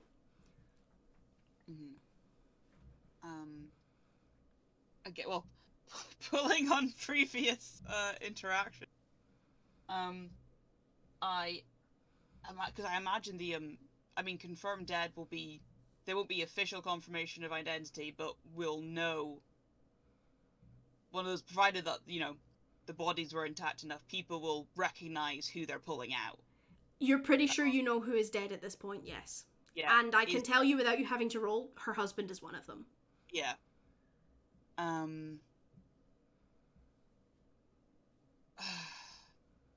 There's no other way of saying it, really. It'll just be, what's her name? Her last name? Let me double check. Oh, that's the wrong document I'm looking at. Just so he can do the, I'm very sorry, Mrs. Whoever the fuck. Yeah, her name is Mrs. Cooper. But actually, I was gonna say Julian might recognize. He may not know who she is, but if she says who her husband is, then I imagine he knows who the union rep is. Yeah, Julian, you absolutely know who her husband is. You know David Cooper because he was the head union rep, essentially. Yeah. Mrs. Cooper, we are still getting reports this time. However, initial identification does seem to suggest that I'm very sorry to tell you this. Her face crumples when you say that. And so he'll do the reassuring hands, like, we believe your husband is one of the confirmed casualties.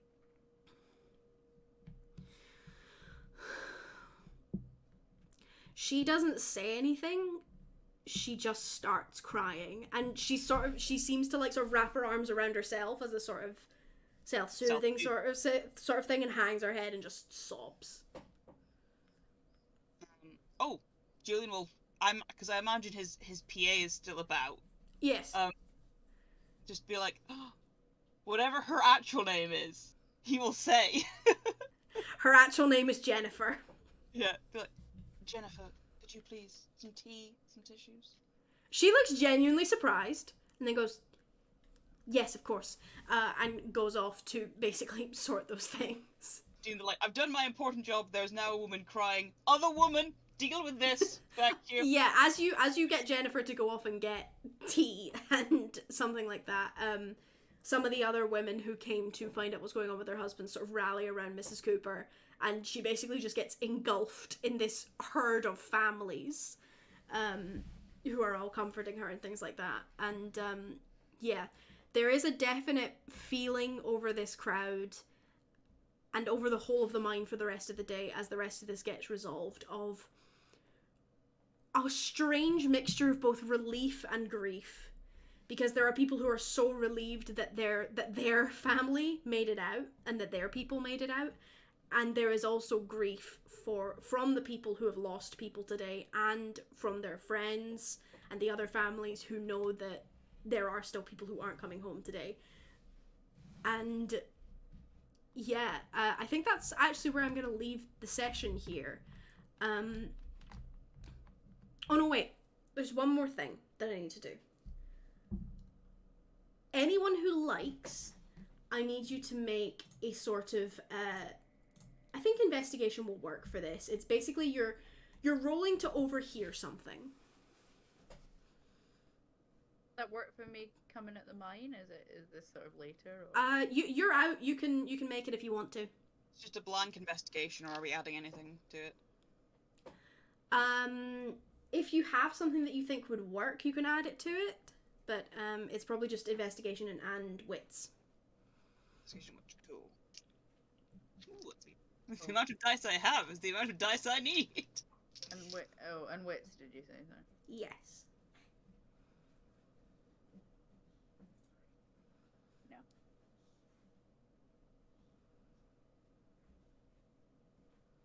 Are there crit fails in this or no? Only if you're rolling a chance die, which you weren't here. I have sent you a message on Facebook Cat. Okay.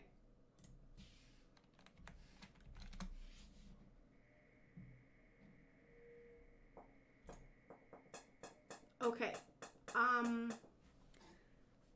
That won't need to be resolved now, but it will need to be resolved next session. So thank you for telling me that. Okay. I got 2 successes on the investigation. Okay. You 1 success, Jock? Okay, and 3 from Julian. Okay, so you 3 will all overhear this. Kirk's boss, the sort of head engineer of the mine, has emerged from down below and is talking to Mr. Douglas. And he basically tells Mr. Douglas very quietly that Kirk was correct and that mechanical failure didn't cause this, and that he frankly has no idea what caused this because he was able to investigate the area and he can't find a cause. And you hear Mr. Douglas say, well, if we'll look more into it, but if we really can't find a cause, we're going to have to just blame mechanical failure. I'm sorry. I don't like doing it, but we're going to have to do it because not knowing will be worse for these people than being told it was mechanical failure, all right? And it looks like the head engineer is going to argue this, and then he sort of like shrinks a little bit on himself and gets this resigned but unhappy look on his face and just sort of gives a stiff nod. And that is where we're going to leave it for today. A more somber note than usual. Yes, would you like to do something before we end, John? Yeah, just like one quick, presumably you're hanging out vaguely nearby each other at this point. Mm-hmm, yeah.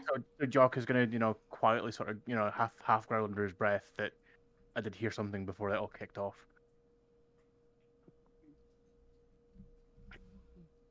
Yeah. So... Why are you biting me? Jock tells you all that he heard something down in that mine before everything went wrong. And with that knowledge, we are going to cut away and leave Dunmer for this week. I'm not going to play the fun music because it feels really inappropriate right now to do that after I just killed like at least 5 people. People dead. Families and lives are irrevocably changed because some of those people who survived won't be able to go back to work. Yep. Nope. No, like the guy who got his leg crushed, good chance he will not work again. Yeah. He's probably going to have that leg amputated. Yep. He's probably not going to walk again. The people who were burned horrendously, if they live, good chance they'll never work again. It's it's a bad day for Dunmer. We're in 1984. We don't really have the best technology in terms of skin grafts. Yeah, so I have dropped something of a bombshell on all of you, but it was a slower to detonate bombshell than my usuals. Yeah. Yeah. And a man gets shot in front of you. Oh, I guess. Oh shit. More people died, but Yes. So this is where we will be leaving it. We will be back in 2 weeks, I think. Mm-hmm. As long as there is no problem with that, so that will be very good. Thank you very much for watching. I hope that you enjoyed this session, even though it was a little bit heavy in places. As always, I've been your Dungeon Master, Sneaky Urchin, or Storyteller, or Game Master, whatever the hell you want to call me at this point. We have had Vivian the Viking playing Julian Howard Mason. We have had Janky Apple playing Susan Jones. We have had Beta Witch King playing Kirk T. Jameson, and we have had FaZe Wolf playing Jock McDowell. I'm very grateful to all of you for coming back and doing this campaign with me. I've been looking forward to this for a very long time. Thank you to everyone who watched. We appreciate you. We're sorry we were gone so long, but hopefully now we're back. And yeah, we will possibly have other things to show you in the near future. We shall see how that goes. Thank you again for watching, and have a good night, everybody.